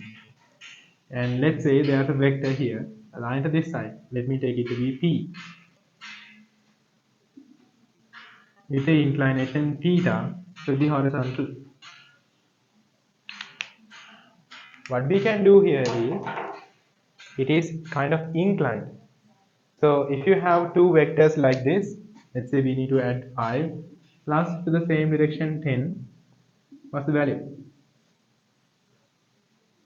Just 15 to the same side. Right? The thing here is, if you need to like add this with another vector, let's say q, we can't just add them p plus q like the way that we have did here. Right? This is horizontal and this is kind of inclined to the horizontal. So there are several methods that we can use to do the vector addition. We have already learned about it.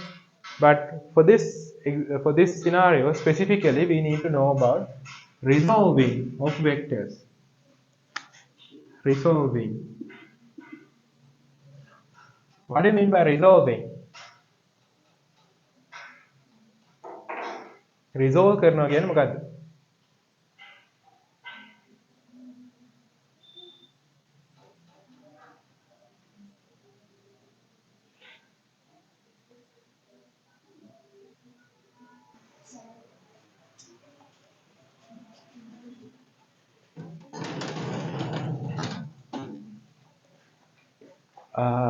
Okay. Resolving means splitting the effect to two known directions, two known perpendicular directions. So you're gonna see here, this is neither horizontal, neither vertical.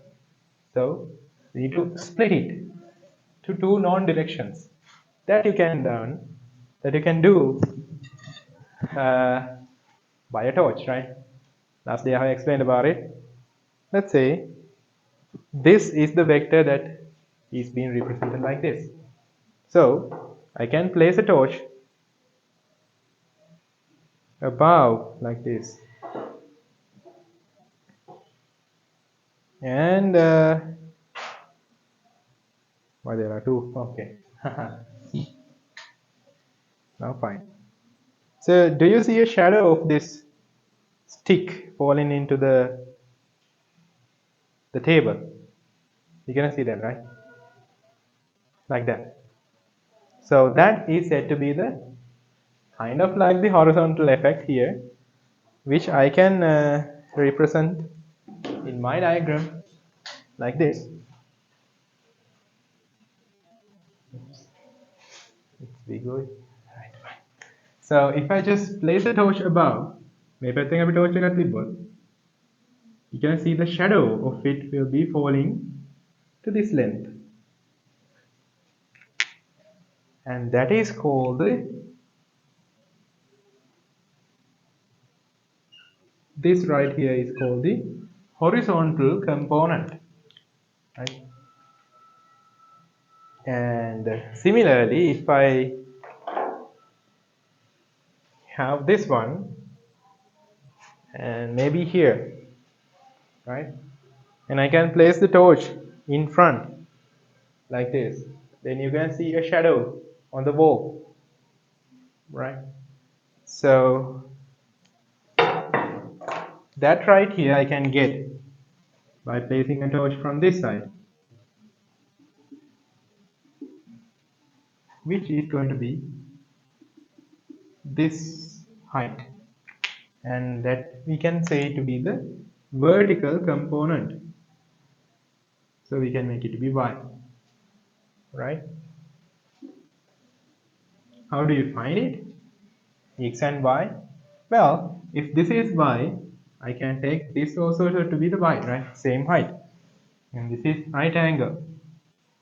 So if you think about the x, p and the theta, and maybe let's say y first, y, theta and p, you're gonna see a right angle triangle here, and seen from the theta, what is this side?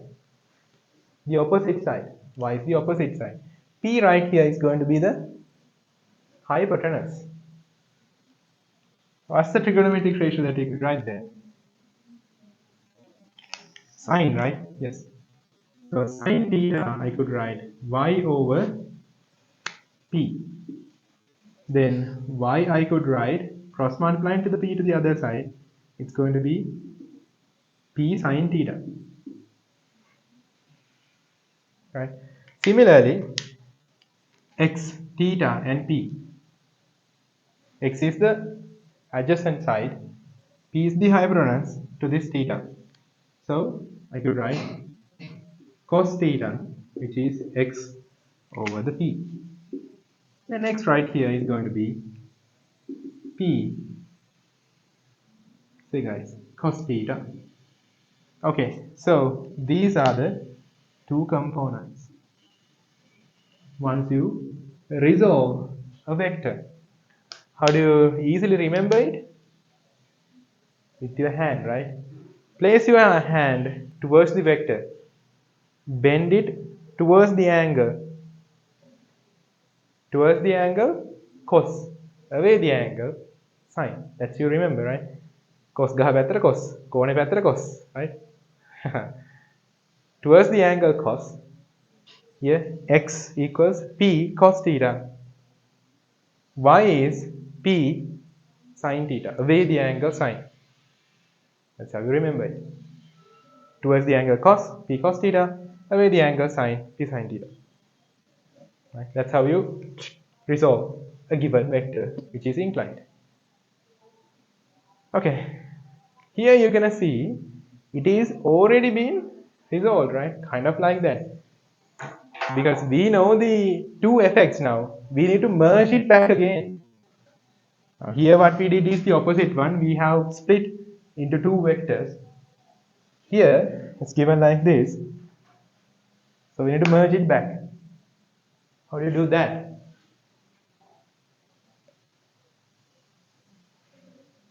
Just like this. Let's say we're gonna have the two vectors again. Instead of the components, instead of the entire vector, now we know, let's say, the components, this and this. How do I say the resultant of it?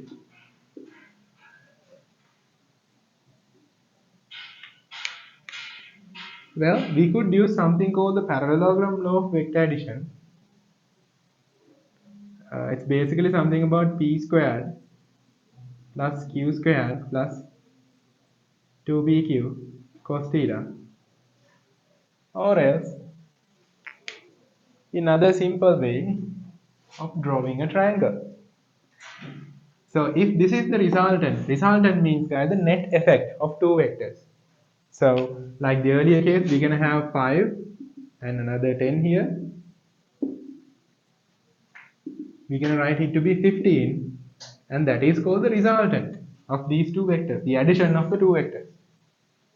I'm going to give a single vector representation out of these two. Similar to that one, I can do a vector representation for both these two vectors. Maybe for that one I can construct a triangle. Once again, what I'm doing here is kind of reverse engineering this one to here.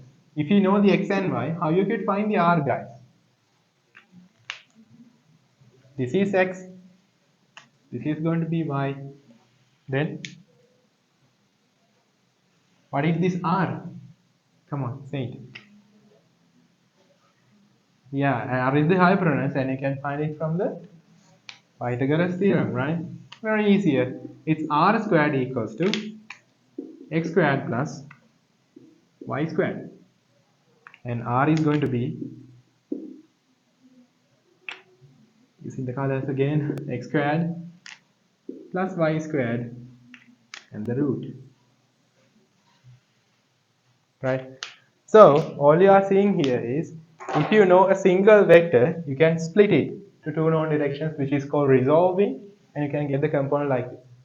If you know the two components, you can merge it back to a single vector using this, which is called the resultant. So this right here is resolving,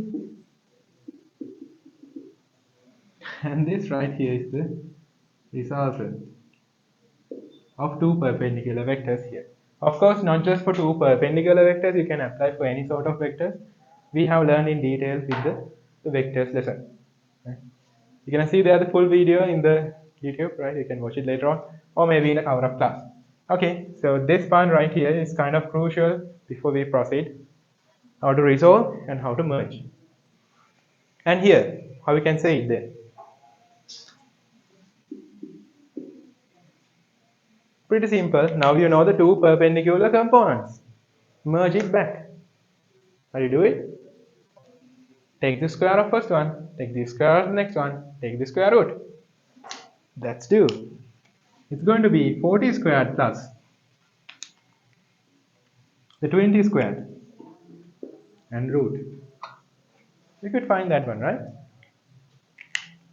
Okay. So we write it up, a note like this, and we're going to have the break too very soon.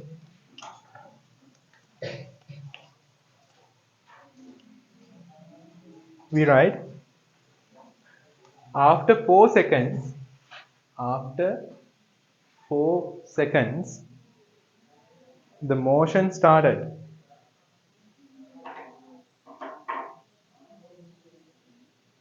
After 4 seconds, the motion started. The horizontal and vertical. The horizontal and vertical components of the velocities. Horizontal and vertical components of the velocities are 20 meters per second and are 20 meters per second and 40 meters per second respectively.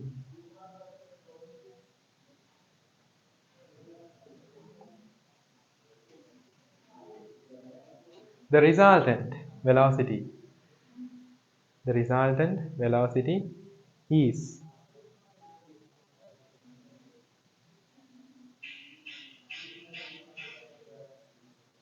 just this, draw this one only, right? මේක විතරක් අඳින්න, just a ball, 20, 40, and the VR, and VR you can write like this.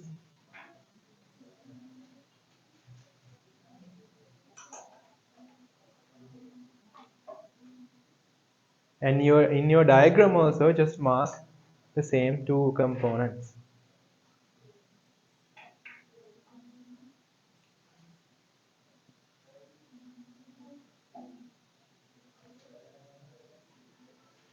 diagram එකෙත් මේක mark කරගන්න 40 and 20 කියලා.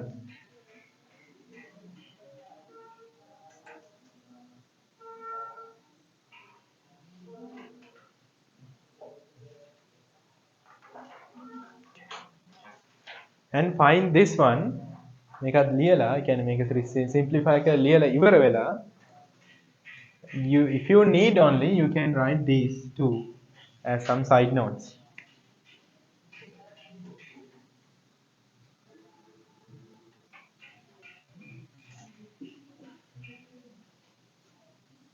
Just simplify this one first.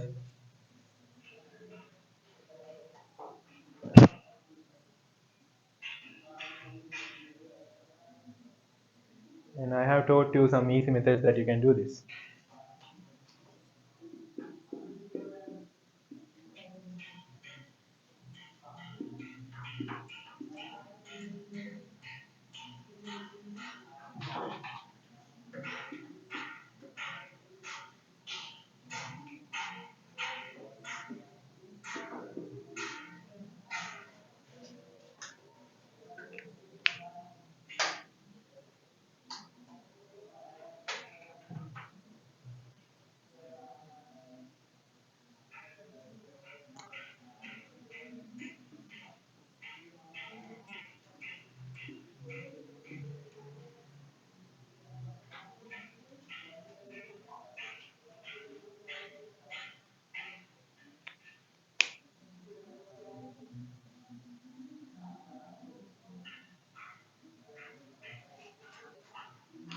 Here you can find up to the final decimal, guys, because you know about the root 5. What's root 5? Yes. So you need to know these roots as well, guys. Root 2, root 3, root 5, and root 10.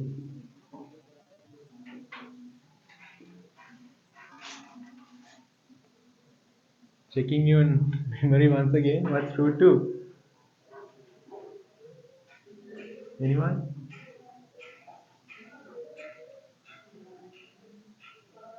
1.414, but just leave it 1.41. Root 3, 1.732, and going on. What's root 5?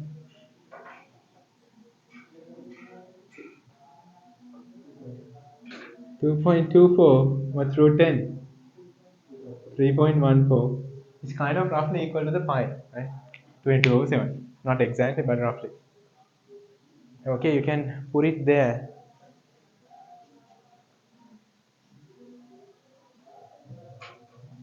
You're gonna have 44.8 velocity.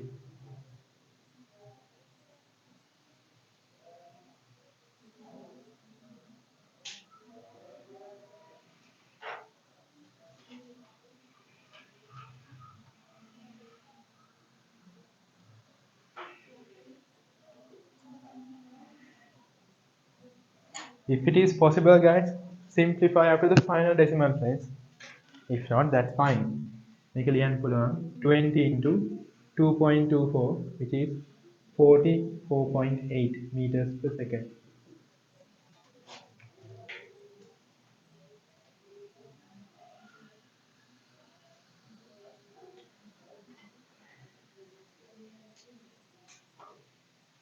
And yeah, this is a side note that if you need, you can copy it down.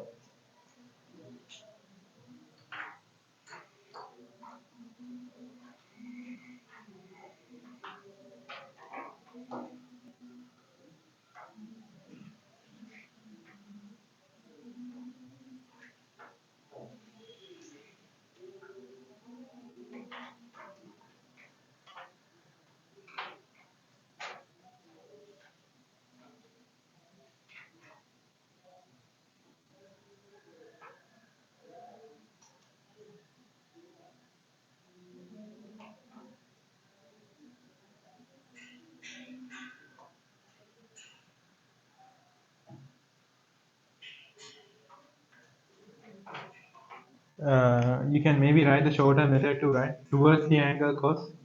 Towards the angle cos.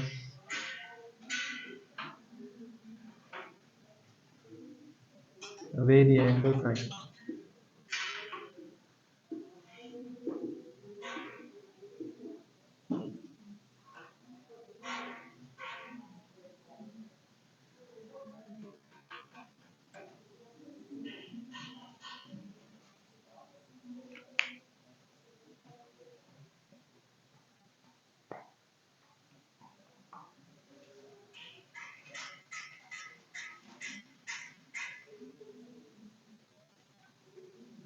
Once you finish it, we're gonna have the break very soon, right? Around 15 minutes. Now it's exactly 11. You can have until the 11 15, right? And thereafter we'll see about what we can do with the next one.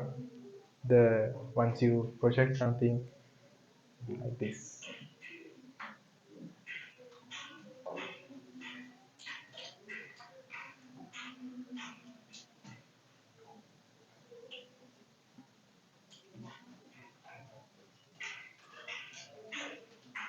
Okay, have the break. We have finished this part.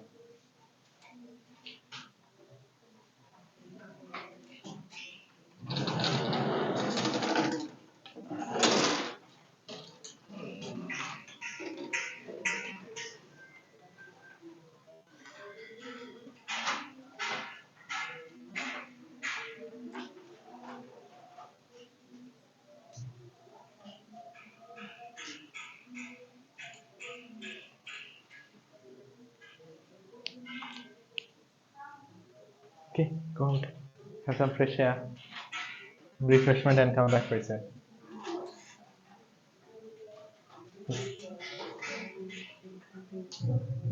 Sorry?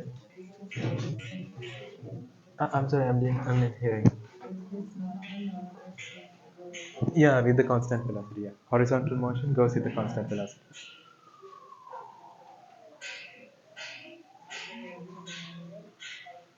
Yeah, but in the real life, it's going to be a little bit changing because of the air resistance. There's going to be air drag, so the velocity changes. But for the easy calculations, we're gonna take it to be like that.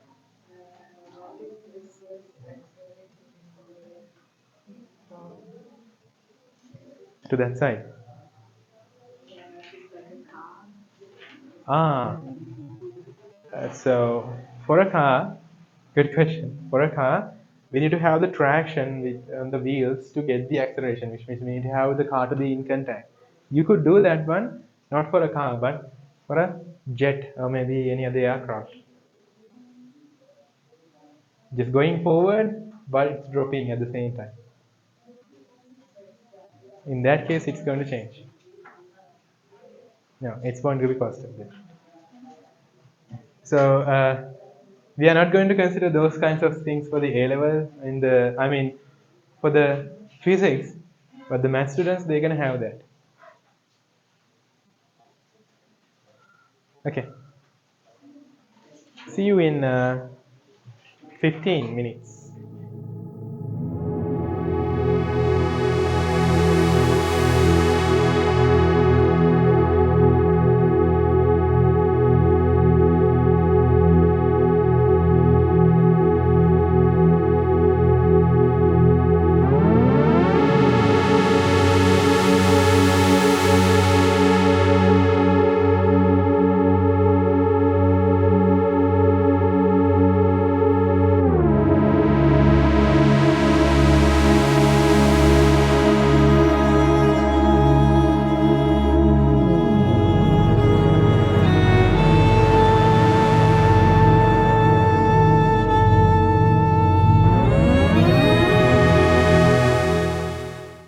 Question 33 on the page 6.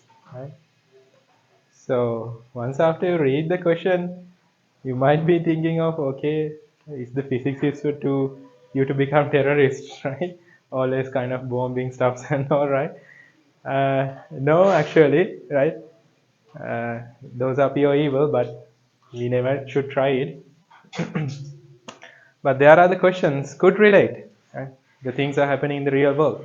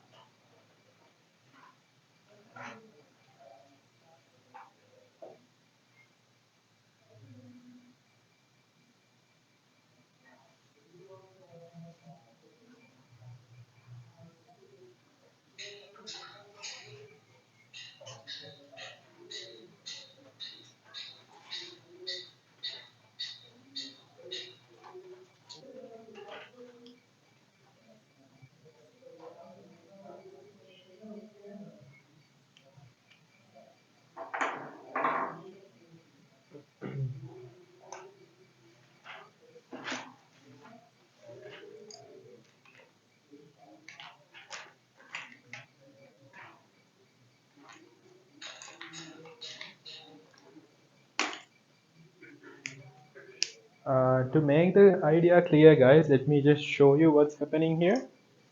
So there's a plane moving horizontally with a velocity of 50 meters per second. I'm gonna make a plane, right? Okay, so this is the plane, like that, right? Okay, and there's a bomb here.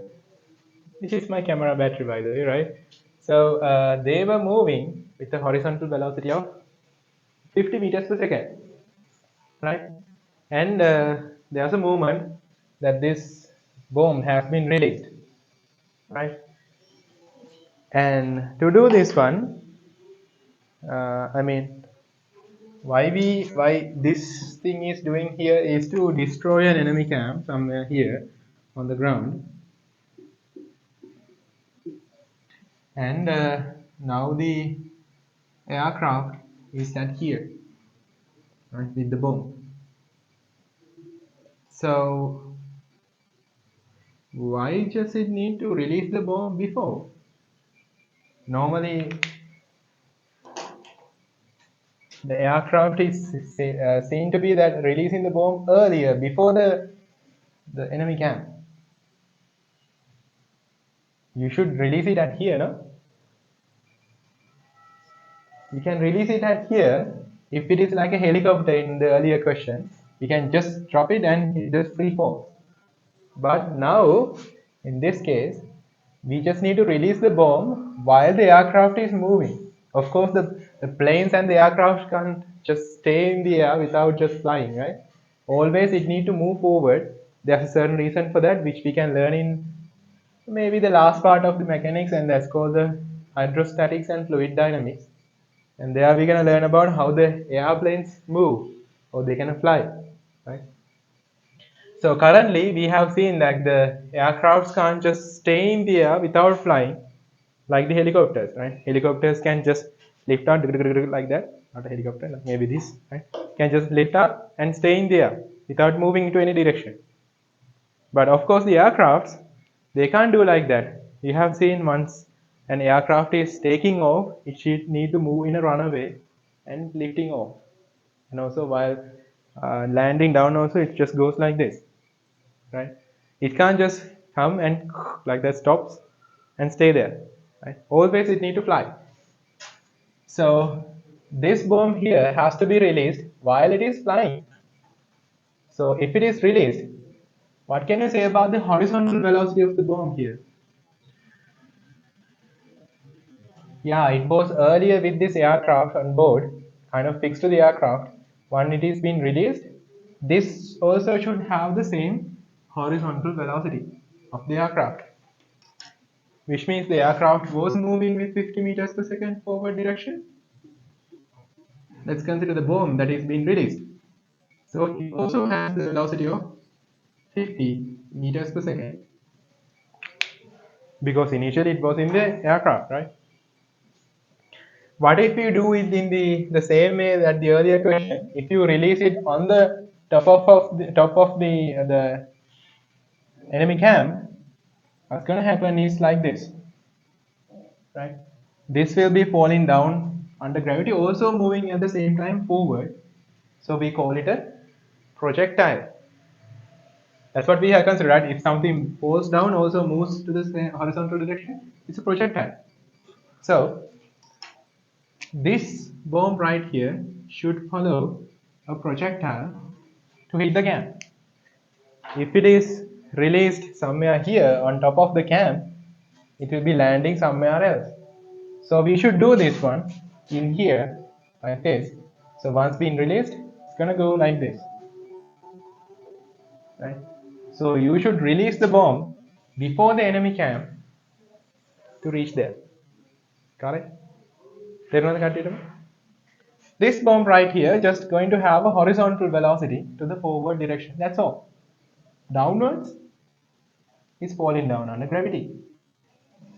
It's following a projectile, but you can consider the motion separately. We learned about it, right? We can consider about the horizontal vertical motion. Also, we can consider about the horizontal motion. And it is said that the aircraft is 320 meters above the ground.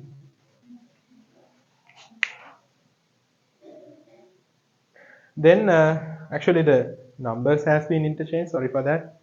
It has to be the first part given for the third part, right? So first part or maybe the third part, it is asking how long it takes for the bomb to reach to the ground.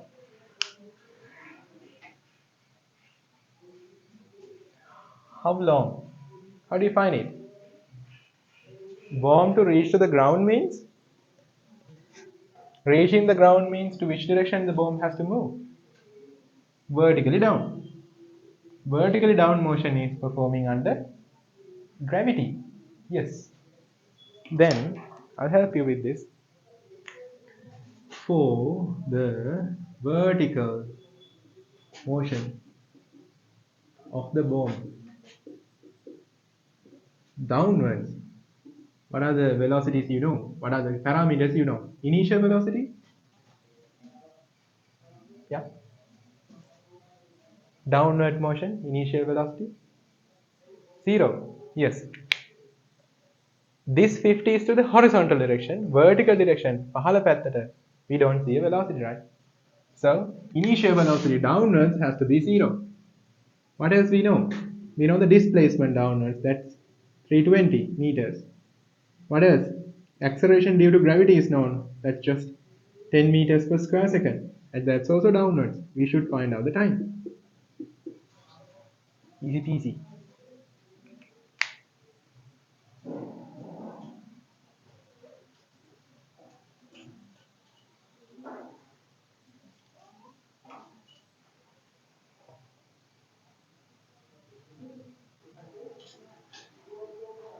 Let's do it soon.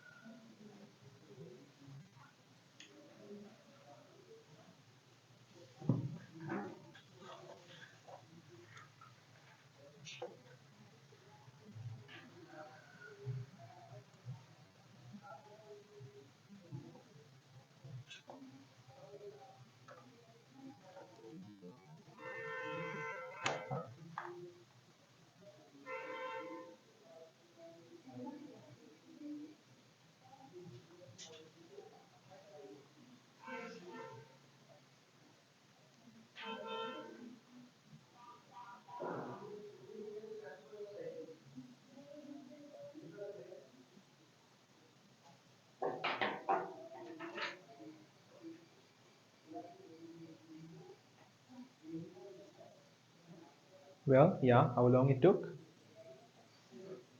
8. You got 8? Okay, great. So downwards, we're going to apply s equals ut plus half at squared.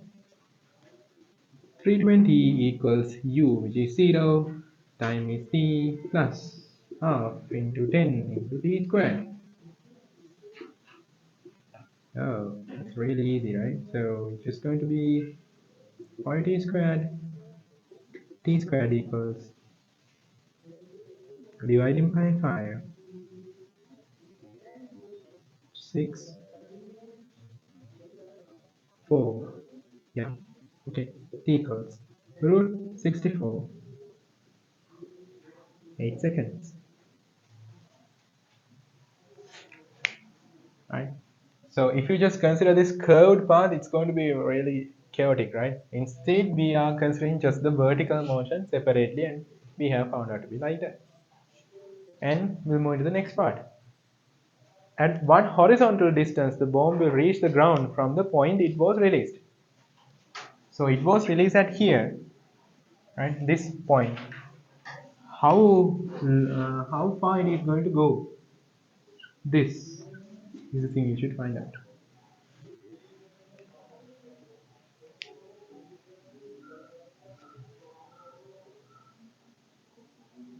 So yeah, this distance is a horizontal direction, right? This displacement happened into the horizontal direction. So we know already, once this is being released like that, the horizontal motion is not affected by anything, which means it is moving with the constant velocity. For how long? කොච්චර වෙලාවක් මේක මෙහෙම පහළට වැටෙනවා ඉස්සරහට යනවා until the bomb reaches the ground, right? So bomb is reaching the ground by the gravity, it's pulled down by the gravity, and meantime it's trying to move forward with this 50 meters per second horizontal velocity. Correct? So it moves horizontally while it is falling down. Right? That is why you're gonna see that curved path like that. It's just falling down, and the meantime it just goes forward, and that's why it's reached that very corner of the disk from my projection point. Right? Of course, once it hits the ground, here in this case, it's gonna blast in that bottle. It's gonna stop somewhere hitting on the ground. Afterward, it can't move forward, right? So I can consider the horizontal motion. So for the horizontal motion of the bomb. Well, you don't need to write the entire thing. We can write just for the bomb and mark the direction you're gonna apply that, and also works. So to this direction, what are the data we know? Well, we know initially the velocity has to be 50 meters per second. Even though there's no vertical velocity, there's a horizontal velocity, which is the velocity of the aircraft, which the bomb was carrying. Okay, so time, you know the time? Yeah, that's 8 seconds. It's to the vertical direction now. Well, for the time, we are not saying it to be vertical or horizontal, right? It's just a scalar, so time is 8 seconds until it reaches the ground. You don't need to write like this. Okay. So we're supposed to get the displacement, which is I have marked here R, and to this side. There's a special reason that I have marked to be R. Later on you're gonna see that, right? There's a special word that we're gonna use for this. Great. So what else? Acceleration? No. To the horizontal direction, there's no acceleration. So it is not getting affected. What's the equation we can put there? Yeah, just the s equals ut to this side. S equals ut, and that is r 50. Why not the half at thing? Because there's no acceleration again, right? Into t is 8, and that is 400. Isn't it? Yeah, 400 meters.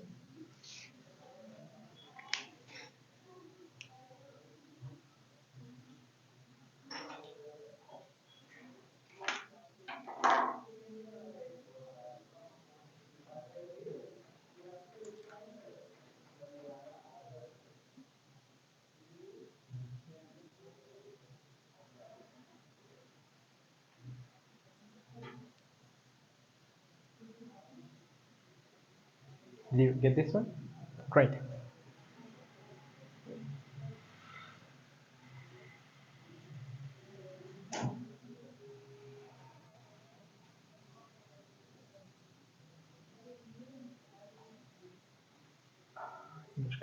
Direction.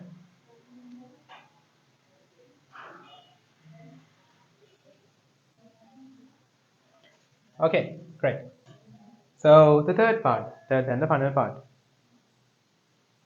Why the plane will be directly above the cam when the bomb hits the cam?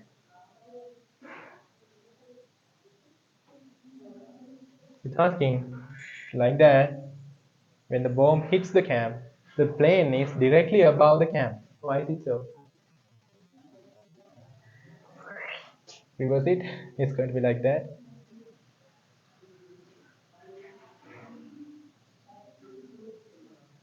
Yeah. Yes. Because both the horizontal velocities of the bomb and the aircraft is going to be same. So at the same considered time, both have been displaced the same horizontal distance. Like this is falling freely, that's fine. It's falling to the ground.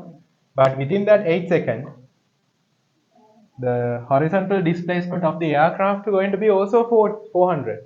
Bomb also has moved to the horizontal direction 400. Right? So you could write to that since the horizontal velocities of the bomb and the aircraft, since the horizontal velocities of the bomb and the aircraft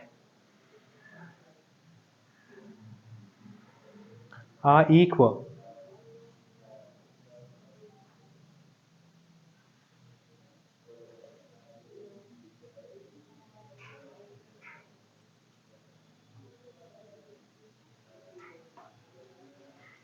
Right, are equal, or even you can write the horizontal displacements are also equal, or just leave it like that.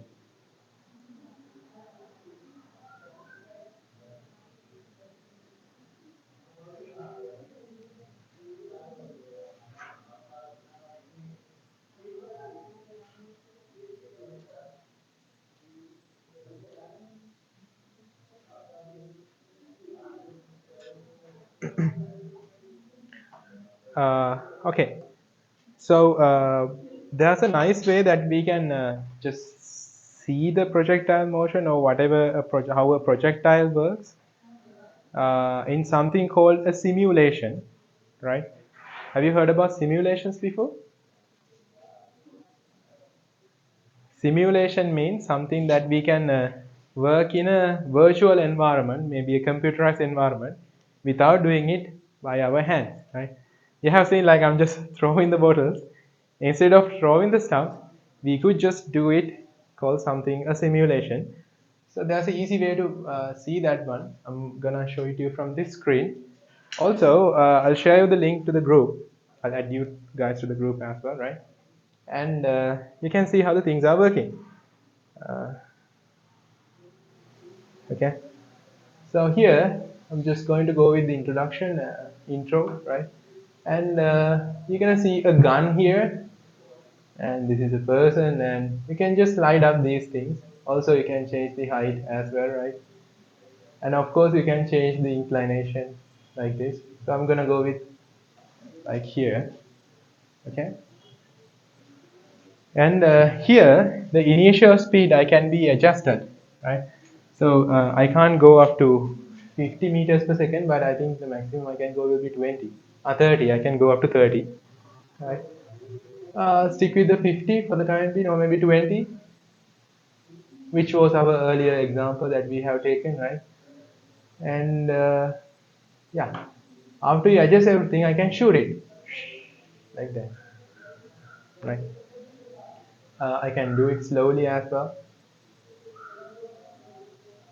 So you're gonna see that curved path it goes. Okay, so I can show how the vectors are working there. And picking it up, making it 0. So I'm gonna throw a cannonball, right?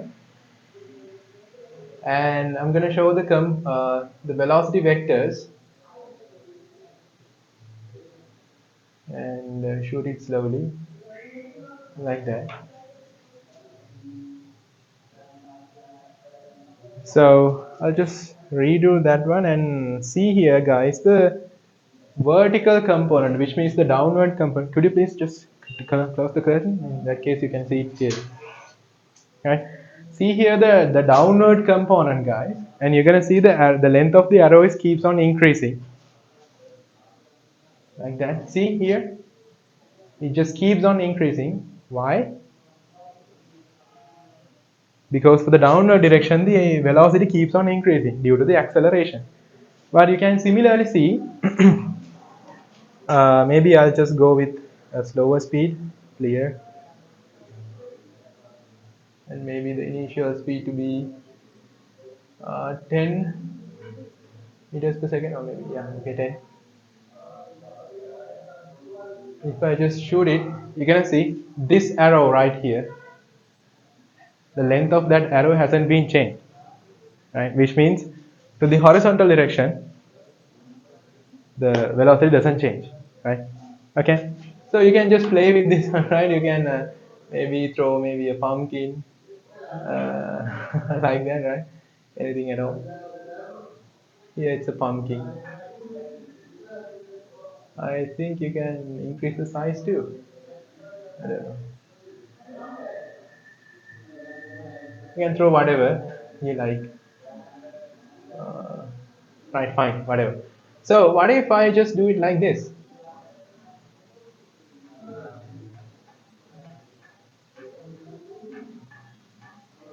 Uh, there's we don't need to throw it always from a vertical height, right? What if I throw it like this? Oops, my bad. Let me throw the bottle. Okay, so it's like that. So you're gonna see there, it's also a curved path, but now it is like that going up and it reaches the ground, which is a case like this. If I just do with a certain, of course, right? If I just hit it like this, maybe I'll go with the pumpkin again. Pumpkin, okay. I can increase the diameter maybe. Initial velocity, I'm gonna adjust to 30. Oops, it went so far. Right. Let me go with maybe a lesser velocity, 10 meters per second. No, it won't work. Okay, 20, maybe 20. Clear hits. So this is a motion under gravity, right? Just goes up and reach back to the ground. If I just shoot it like this way with a zero angle, okay, zero, zero, zero, okay, zero, clear. It's just going to go forward, but it has been reached to the ground due to the gravity. What if I do it like this with a certain inclination, maybe? Okay, 30 maybe, 30 degrees inclination, or maybe 60. Yeah, let's go with 60. 50 and 53, 54, 56, 60. Oh, okay, 60. What if I project it like that? It's gonna go up and reach to somewhere here. Of course, the pumpkin has destroyed. Let me zoom it out. You're gonna see here, it's going to follow again a curved path, which is also a projectile, right? So I could represent this movement also by a vertical motion and also the horizontal motion. That's what we are going to do. Okay, let's consider the next example. We write like this. I can open the page.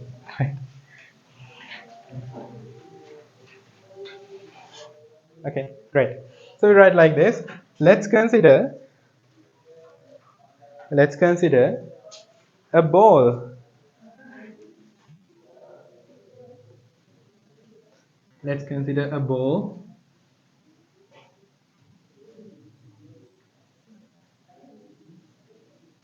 projected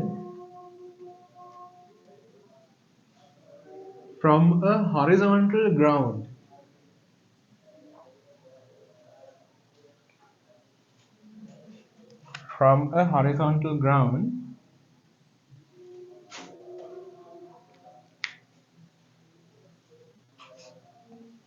with a vertical component of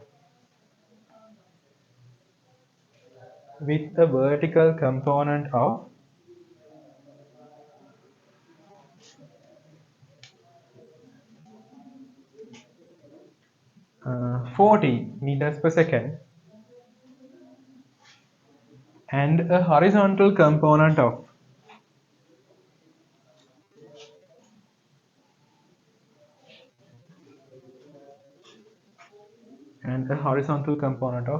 30 meters per second.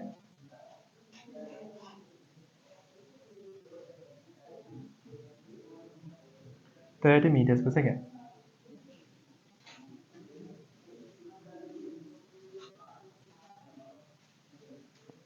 Okay guys, so this is the ball. Now we have given the two components already. We don't need to do that resolution thing.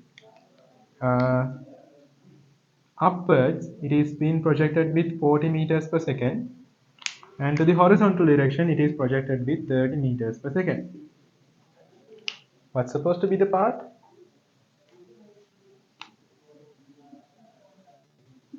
It's a nice curve, right? Like that. Okay, so how do we do the representation? Well, I can again consider the vertical motion separately, also the horizontal motion separately, right? I'm gonna go with the vertical motion here.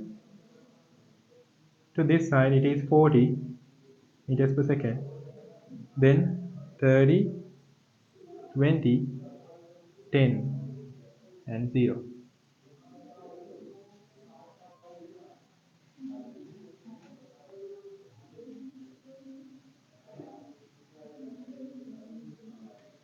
Of course, it can't just stay in the air, it will be falling back. This is the vertical representation, guys. You're gonna see here 40, then 30, 20, 10, and 0. Thereafter, downwards direction 10 meters per second, 20, 30, and reaching to the same level of 40 meters per second.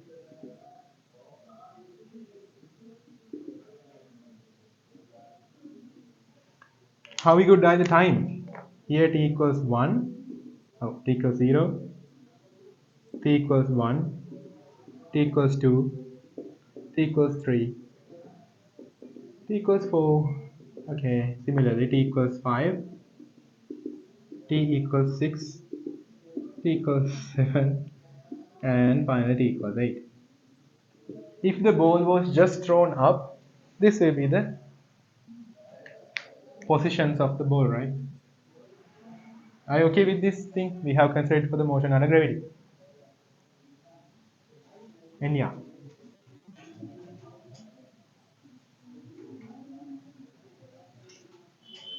great. What if it's moved to the horizontal direction only? This is the place where t equals 0 with the velocity of 30, t equals 0. This is the place where t equals 1. This is the place where t equals 2. This is the place where t equals 3, t equals 4, t equals 5. Abs. Again, I'm gonna do that little thing, right?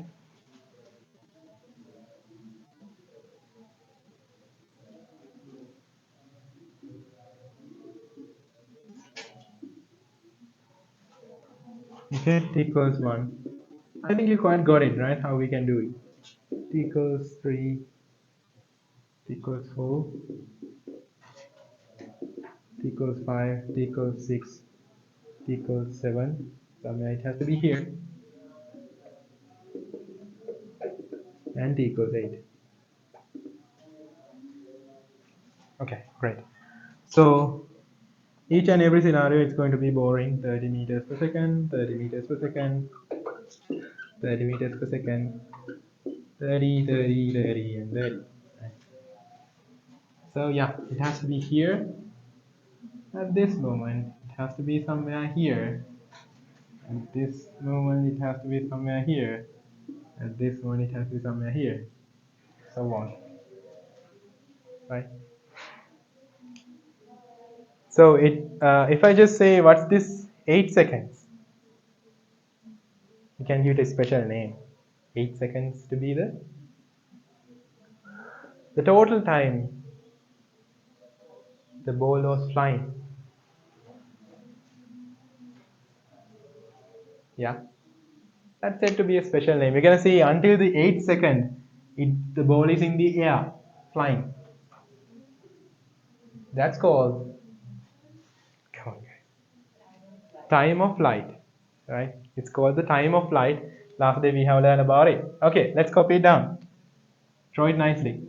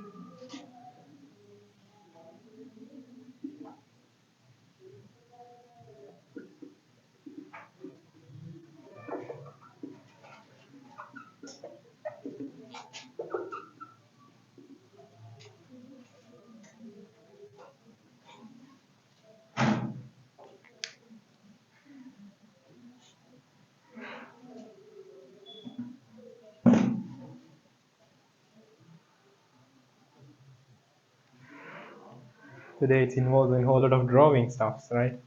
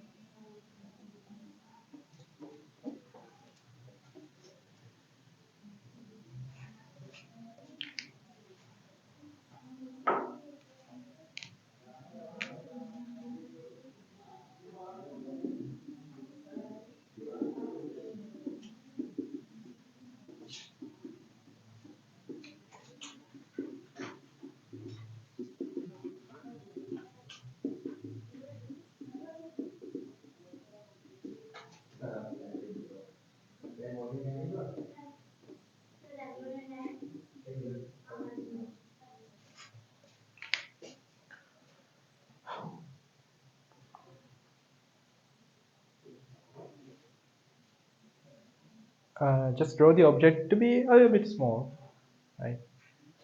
And make sure just draw this one a little bit closer, not to be having much separation, right?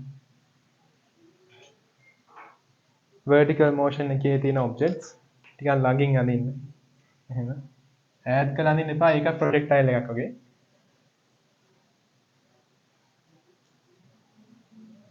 Here you need to draw 8 positions for the horizontal. Horizontal පැත්තට positions 8ක් අඳින්න වෙනවා. ඒකට space manage කරගන්න.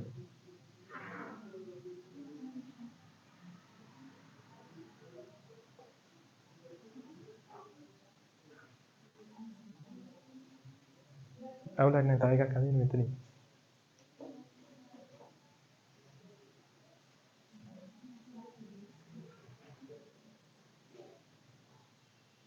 Just draw it nicely, guys.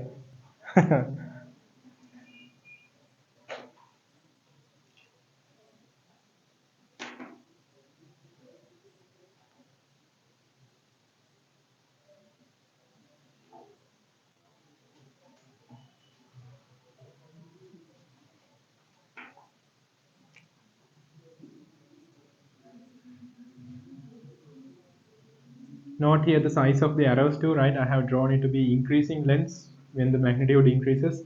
That's how the correct way to represent a vector, right? Higher the magnitude, higher the longer the line that you need to draw.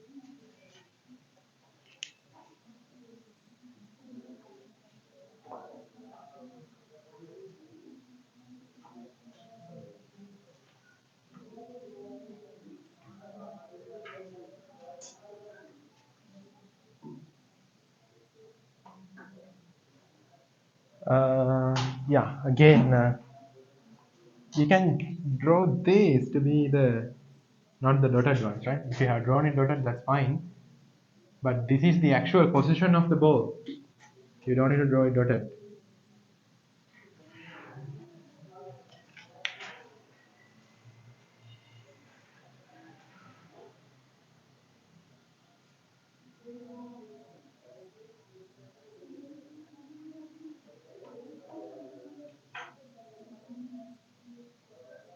For the same horizontal level, there has to be two positions as well, guys. This and this, this and this, right?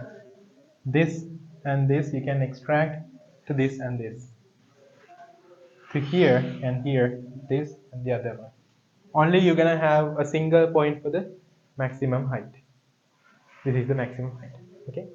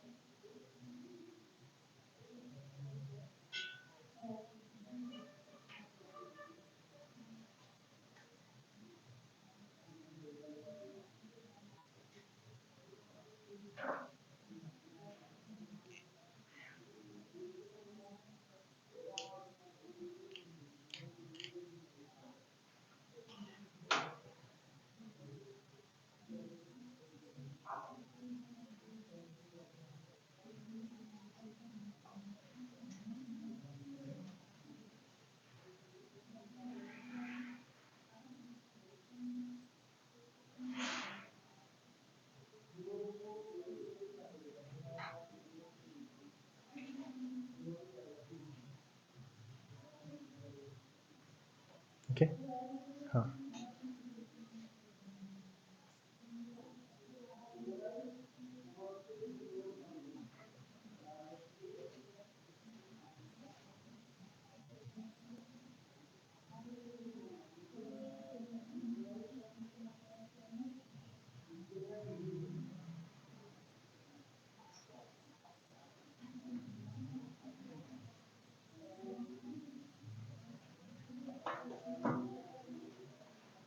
හරිනේද guys?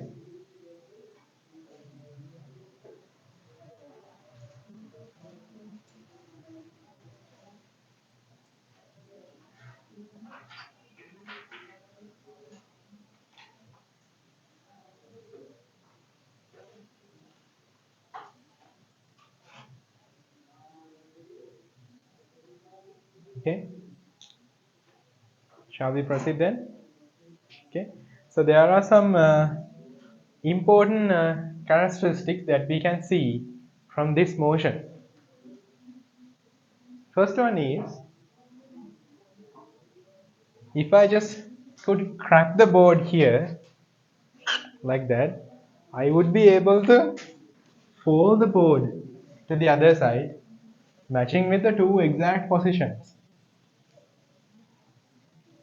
Like that, right? If I could fold it from here, which means this line going to be a symmetrical axis for the total motion, right? So we can say the motion is symmetric around which line? Around the maximum height.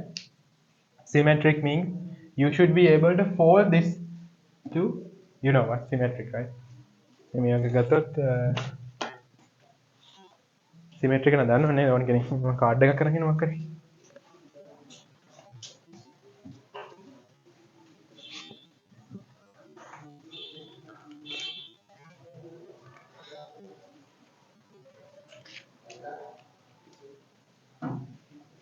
Okay, so let's say about this one. So I could just be able to fold it properly, right? Like this. So this right here has to be then a symmetrical axis. Likewise, you're gonna see here, this we could just fold it. So there's a symmetry around the maximum height. Also, there are a couple of things that we can see. We write them down in point wise, the special properties. Right? We write the motion is symmetric. The motion is symmetric around the maximum height.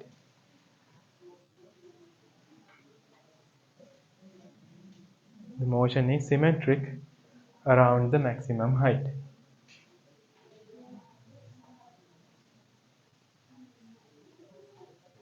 Next point. Since the vertical velocity is 0, since the vertical velocity is 0,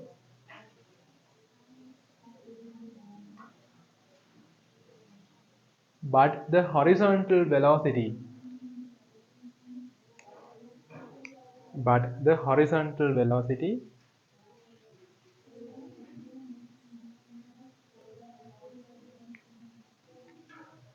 is not 0. But the horizontal velocity is not 0. The particle is not at rest. The particle is not at instantaneous rest. The particle is not at instantaneous rest at the maximum height.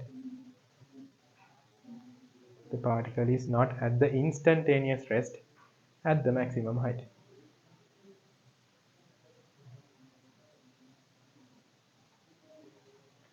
Okay, so it's something like this, guys. If you just throw something just vertically up at the maximum height, like that here, the particle will obtain a 0 velocity. And that's not just for long, right? For a very short time, the velocity becomes 0 and turns back and descending back to the ground. So we're gonna see at this moment, for the vertical motion, we're gonna say it to be having an instantaneous rest, a rest for a little time. But here, we can't say the object is at instantaneous rest, which means even though you're gonna see the vertical component here, this vertical side, the velocity is 0. So there's no component. But yet, even at the maximum height, we're gonna see the horizontal velocity. In this case, it is the 30 meters per second. So we can't say the object is at instantaneous rest there. Correct? Instantaneous rest means a rest for a little time. Here, even though this upward component 0, there's a horizontal velocity, so the object is not at rest, and that is why it's moving still forward. Right? Great. Next point. The horizontal velocity is constant throughout the motion. The horizontal velocity is constant throughout the motion.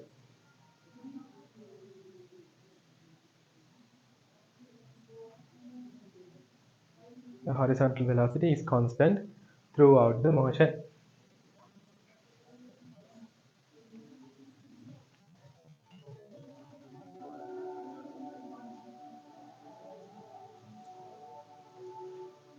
Okay. Last point,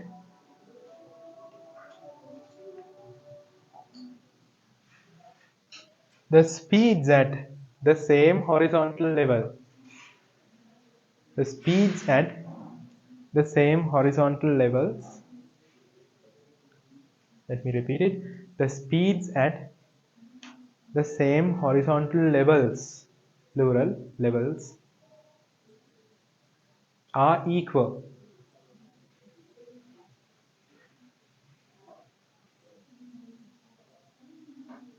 But the velocities are not equal. But the velocities are not equal due to the change of direction.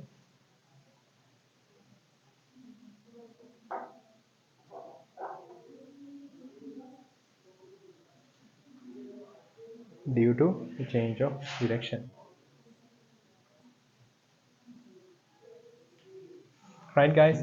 So you're gonna see here speed wise, speed means we are considering only the magnitude at the same level of projection or same horizontal levels. You're gonna see here at this moment we're gonna have upward 30 to this side 30, 30 and 30. Same level here, 30 is to the same direction, but now it has to be flipped down. This, right? It should be flipping down. So only thing happens here is to this side it is 30 upwards and this side is 30 downwards in this level. So you're gonna see speed wise in this terms of speed, which is magnitude, they are equal. But when you say velocity, it's both magnitude and direction.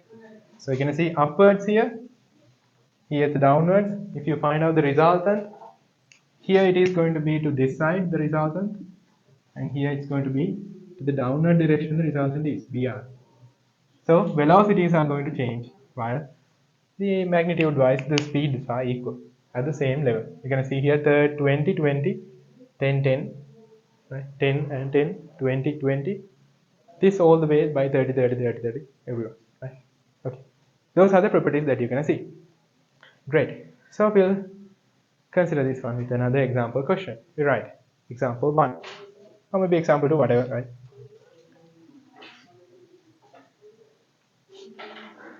We write a ball was projected from a horizontal ground.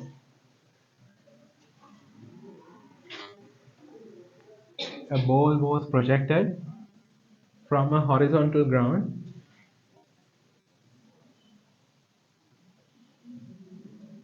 with 80 meters per second, 80 meters per second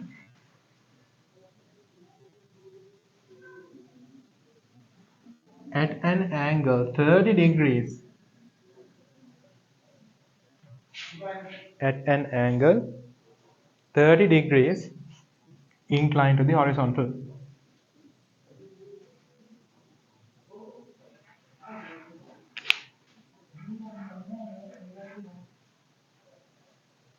30 degrees inclined to the horizontal. Okay, if I represent it, it has to be like this. This is the initial velocity u of 80 meters per second, and it is inclined 30 degrees to the horizontal, right? Somewhere like this, like that, right? With a certain inclination. Okay, great. First part. Wait. The inclination, find, to the same question, right? Find incline to the horizontal and put a full stop and find, comma, then the first part. Hence easy. First part, horizontal and vertical components. Horizontal and vertical components. Second part,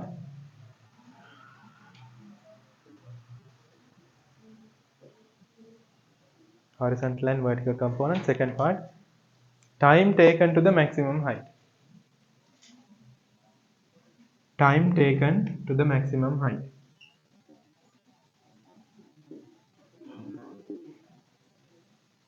Third part, maximum height.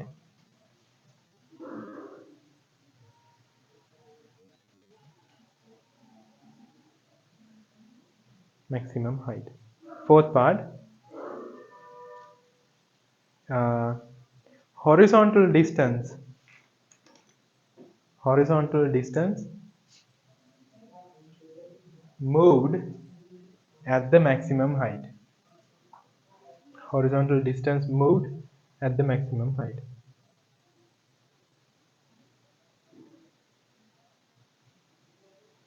Uh, Fifth part, right?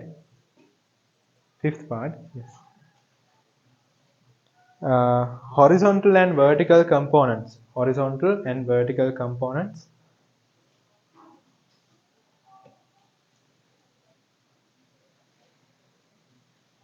Horizontal and vertical components.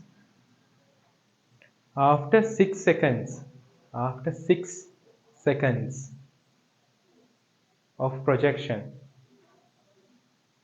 after 6 seconds of projection, and the resultant velocity.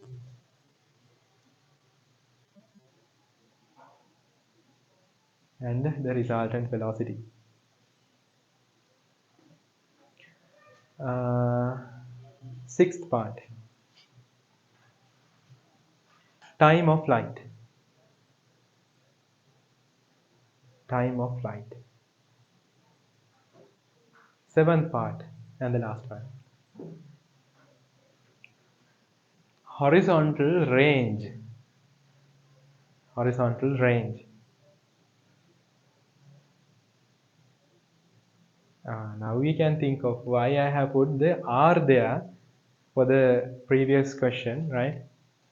So if something moves to the horizontal direction, we're going to say it to be the range of the projectile. Here, the range will be like this. It's going up, descends back down. Here, and this is going to be the range. Right? That's the range. And that's why we're going to just put the capital R. Okay? Great. So we'll do. Starting with the first part.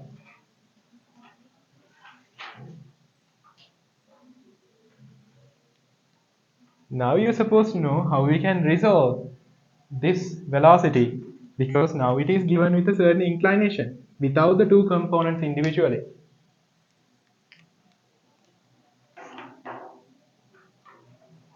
Shall we do the resolving part together, guys? Okay?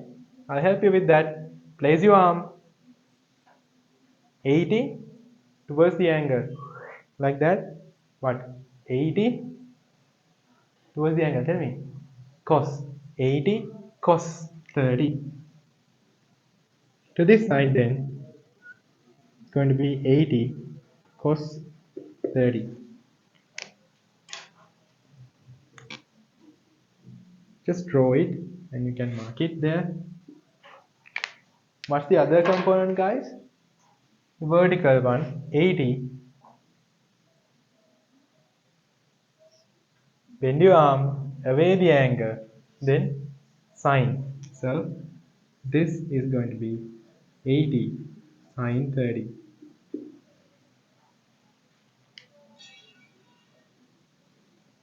What's cos 30?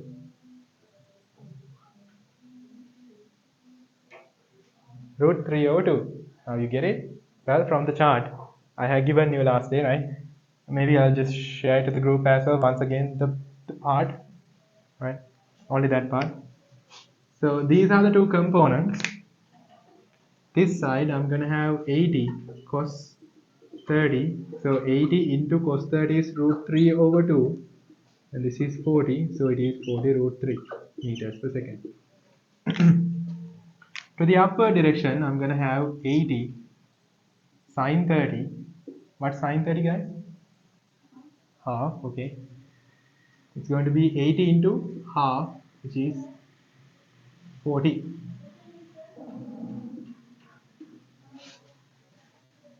So this side I'm going to have then 40 meters per second, and to the horizontal direction I'm going to have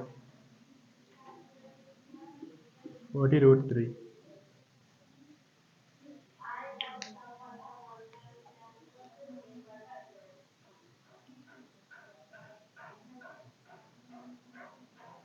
Correct? Now we have split the motion into two known directions like that magically, right? Now this goes forward with 40 root 3 while it's going to be upwards, going to go upwards with 40 meters per second.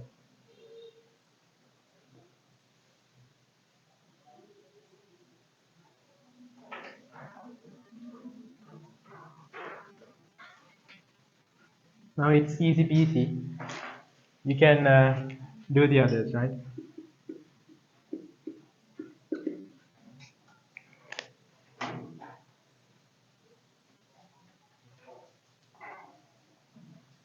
First part done. Maximum height the ball reach.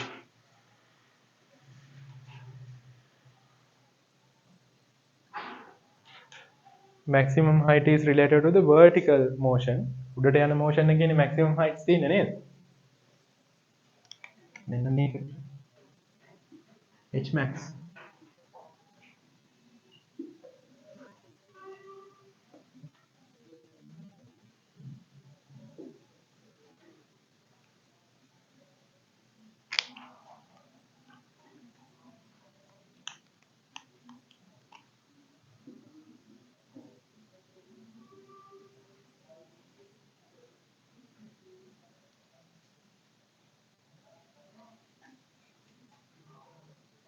Now you know the initial velocity upwards, that is 40.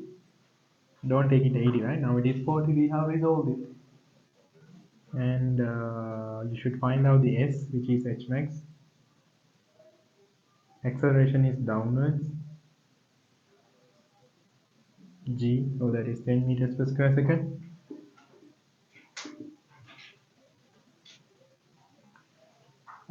Yeah, you're supposed to find. Yeah, the final velocity upwards will be 0 at the H max. Horizontal velocity එකක් තියෙනවා, but there's no vertical velocity. Using this, I can put upwards v squared equals u squared plus 2as.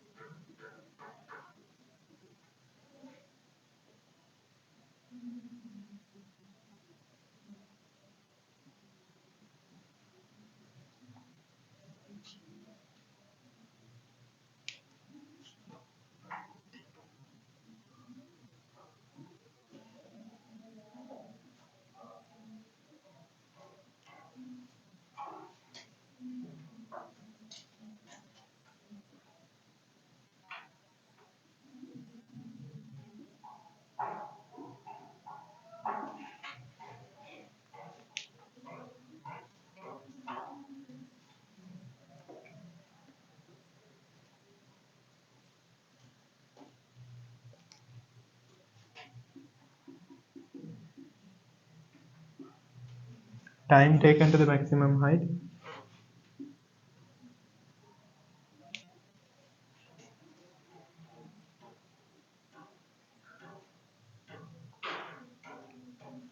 So knowing that the H max, you can put this to S equals ut plus half at squared.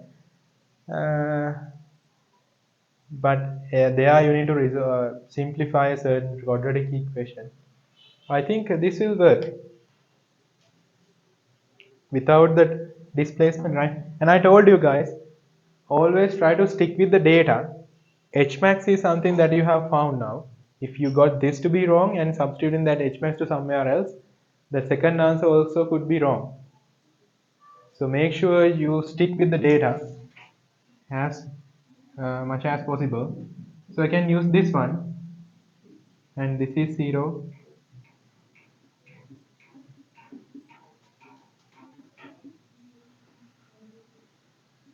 t equals to 4 seconds.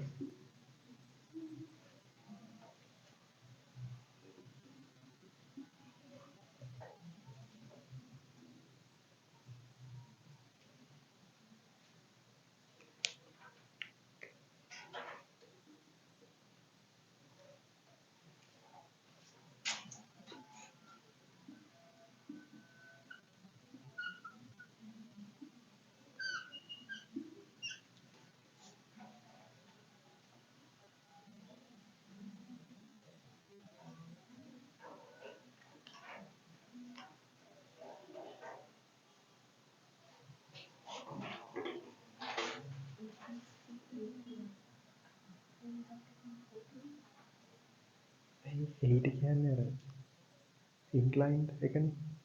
ඒක අපි split කරගත්තා දෙකකට. ඉතින් මේ වගේ 40 වලින් 30 වලින් project කරාම උඩට යන්නේ 40 වලින් මෙහෙට යන්නේ 30 වලින්. දැන් අරක inclined velocity එකත් අපි split කරගත්තා two directions වලට. උඩට යන්නේ එතකොට 40 වලින්. හරි. horizontal යන්නේ 40 root 3 වලින්.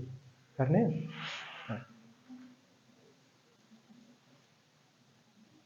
So here for the upward motion, guys, you're not substituting 80 here, right? Now we have split it already. You don't need to think about this now. ඒක අපි අමතක කරා. ඒ වෙනුවටනේ අපි ගත්තේ නේද? ඉබ්බ effect එක අපි split. We have resolved it already. So you need to consider only these two components now. So next part is to the forward direction s equals ut, and this is for the horizontal motion, because I should find out how much horizontally it has been moved while this goes up to the maximum height, h max. Make it? Right? So s is the thing I should find out. To this side, what's the horizontal velocity? It's 40 root 3 into the time 4, because it takes 4 seconds to reach to the maximum height. Within that 4 seconds, it has been displaced by a distance of x. Please make sure mark the s in your diagram, otherwise you might be thinking, oh, what's the s? Metan thamai s thiyenne, right? It's going to be 160 root 3. Well, of course, you can simplify this one even more. Do it, guys. 1.73. It's 17.3 into 16.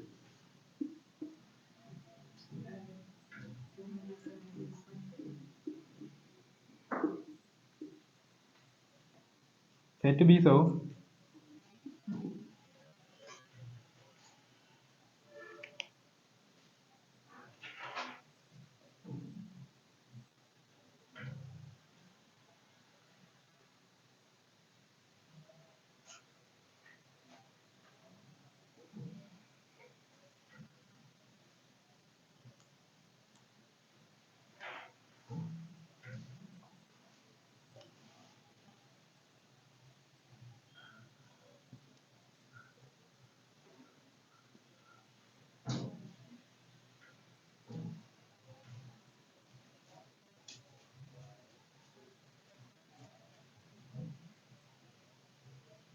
Yeah, the next one then. Find the components of velocities after 6 seconds of projection. Well, is this 40 root 3 changes? Make a change around 6 seconds kiya kila? No, right? It won't change because it's moving at the constant velocity. So we should find out the vertical component there, right? Then this is my object, t equals 6. To this side, 40 root 3, that doesn't change. I should find out the vertical component, v. Let me take it v. So To the upward motion, we know u equals to 40. V is the thing we should find out. T we know that's 6 seconds. And for the upward motion, A equals to 10 meters per second, and that is downwards. So I can apply upwards, V squared equals U squared, mean V equals U plus 80. V equals U 40 minus 10 into 6.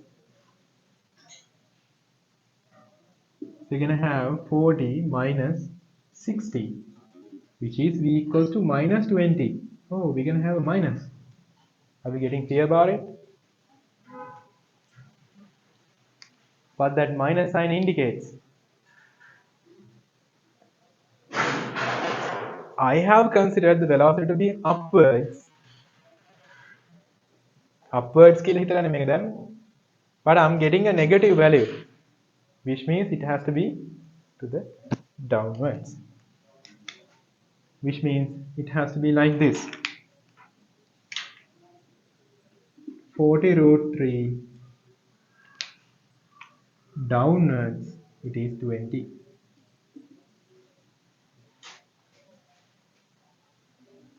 So upwards this means, therefore it has to be downwards v equals 20 meters per second.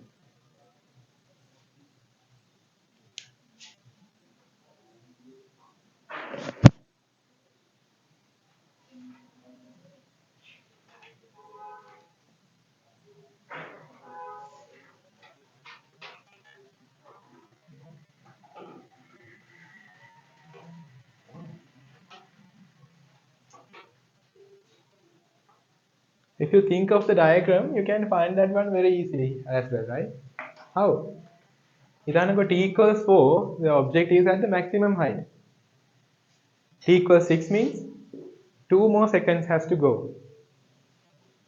So the upward velocity will be 40, 30, 20, 10, 0, then 10, 20. T equals 6 means now it is in the descending motion, 2 seconds from the maximum height, so it has to be 20.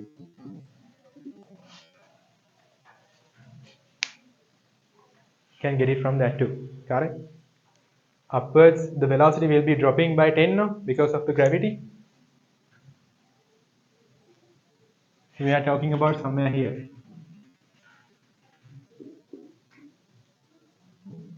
For the root 3.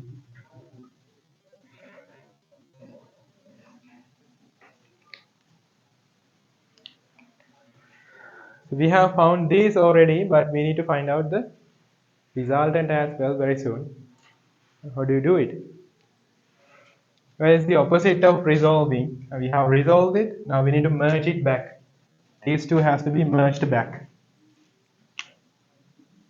This is the resultant VR. How do you do it? Well, we know that. Square of this, square root. X squared plus y squared root.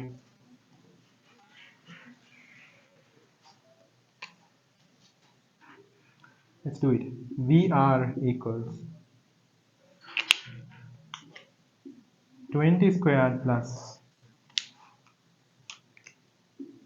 40 root 3 squared and root.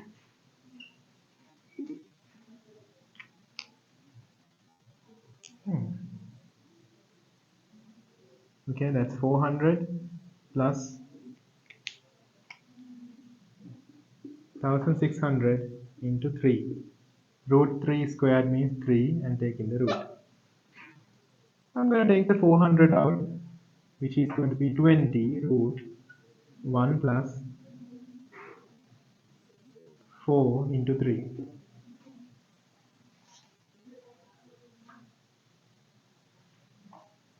Yes.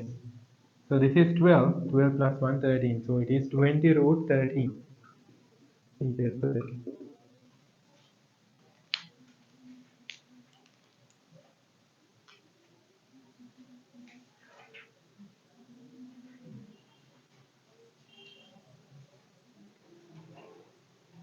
Last two parts. We'll do quickly.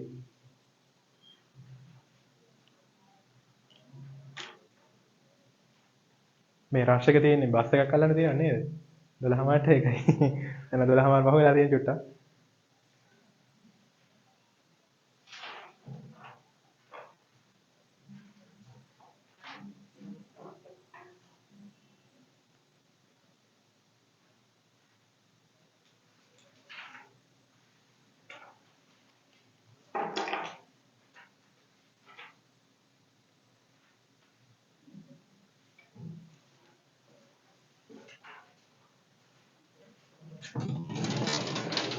ඊට bus එකේ තියෙන්නේ එකට හරියටම එකට. එකට යනවා එකට bus එක. හා. හරි 5ක් දෙන්න.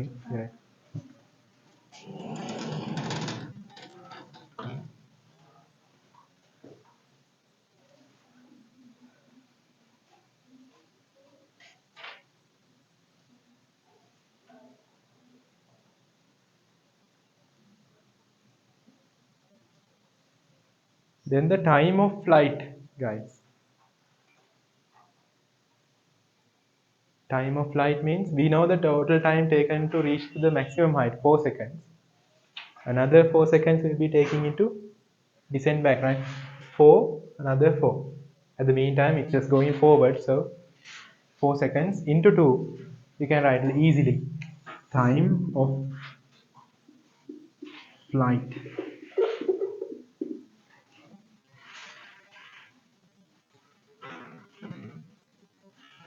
That is 4 into 2, that's 8 seconds. Time taken to the maximum height into 2. This is the time taken to the maximum height into 2. That's 8. Then finally the range. Range comes with the horizontal motion. How far it has been totally moved horizontally. This is the range. This is my range. Horizontal motion එක නේද? So just consider the horizontal motion. S equals ut. So r is equals to what? U. What's u? 40 root 3 into time. That is 8 seconds. Well, you can get it the same answer if you just multiply this value by 2. Why? Because that's the displacement to the maximum height, and we consider that this is symmetric. No? This is symmetric over the maximum height. Symmetric ne? Inna methinda metenta. If it is 276.8, another 276.8 will be there to here. So kind of twice that value. I'm going to write it straight away. 6, 1, 13, 1, 14, 5, 1, it's 5, right?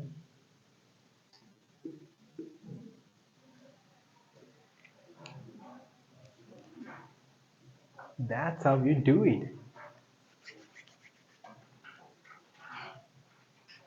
Okay, guys. So I know the last part is kind of rushing to finish the class, since a few people had to go right to long distances. So just mark the homeworks there, right? Now you can do the on the page 6. Page 6. You can do the 32. We have done the 33.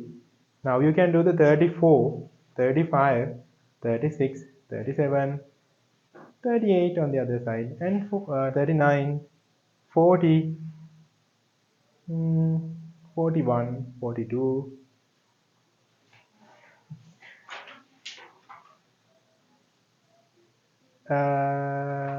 Okay. 33, 34, 35, and 36. I think it's better to say like literally all the questions. And you're going to see the Robin Hood as well at the 46 question. Right? Literally all the questions that for the essay questions for the more projectiles. Right? Thereafter, you're going to see the MCQs, guys, starting on the page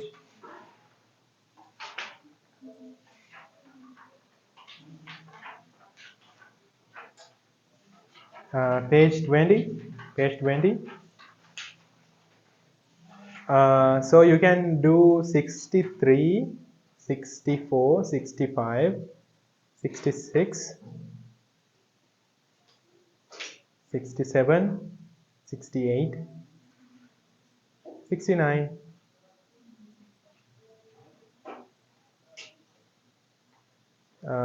70, 71, 73, 74, yeah, and 75. That's all you can try. Right? Those are the MCQs. We'll see you on this Saturday, 12 o'clock. Thank you for joining the class today. Have a great week.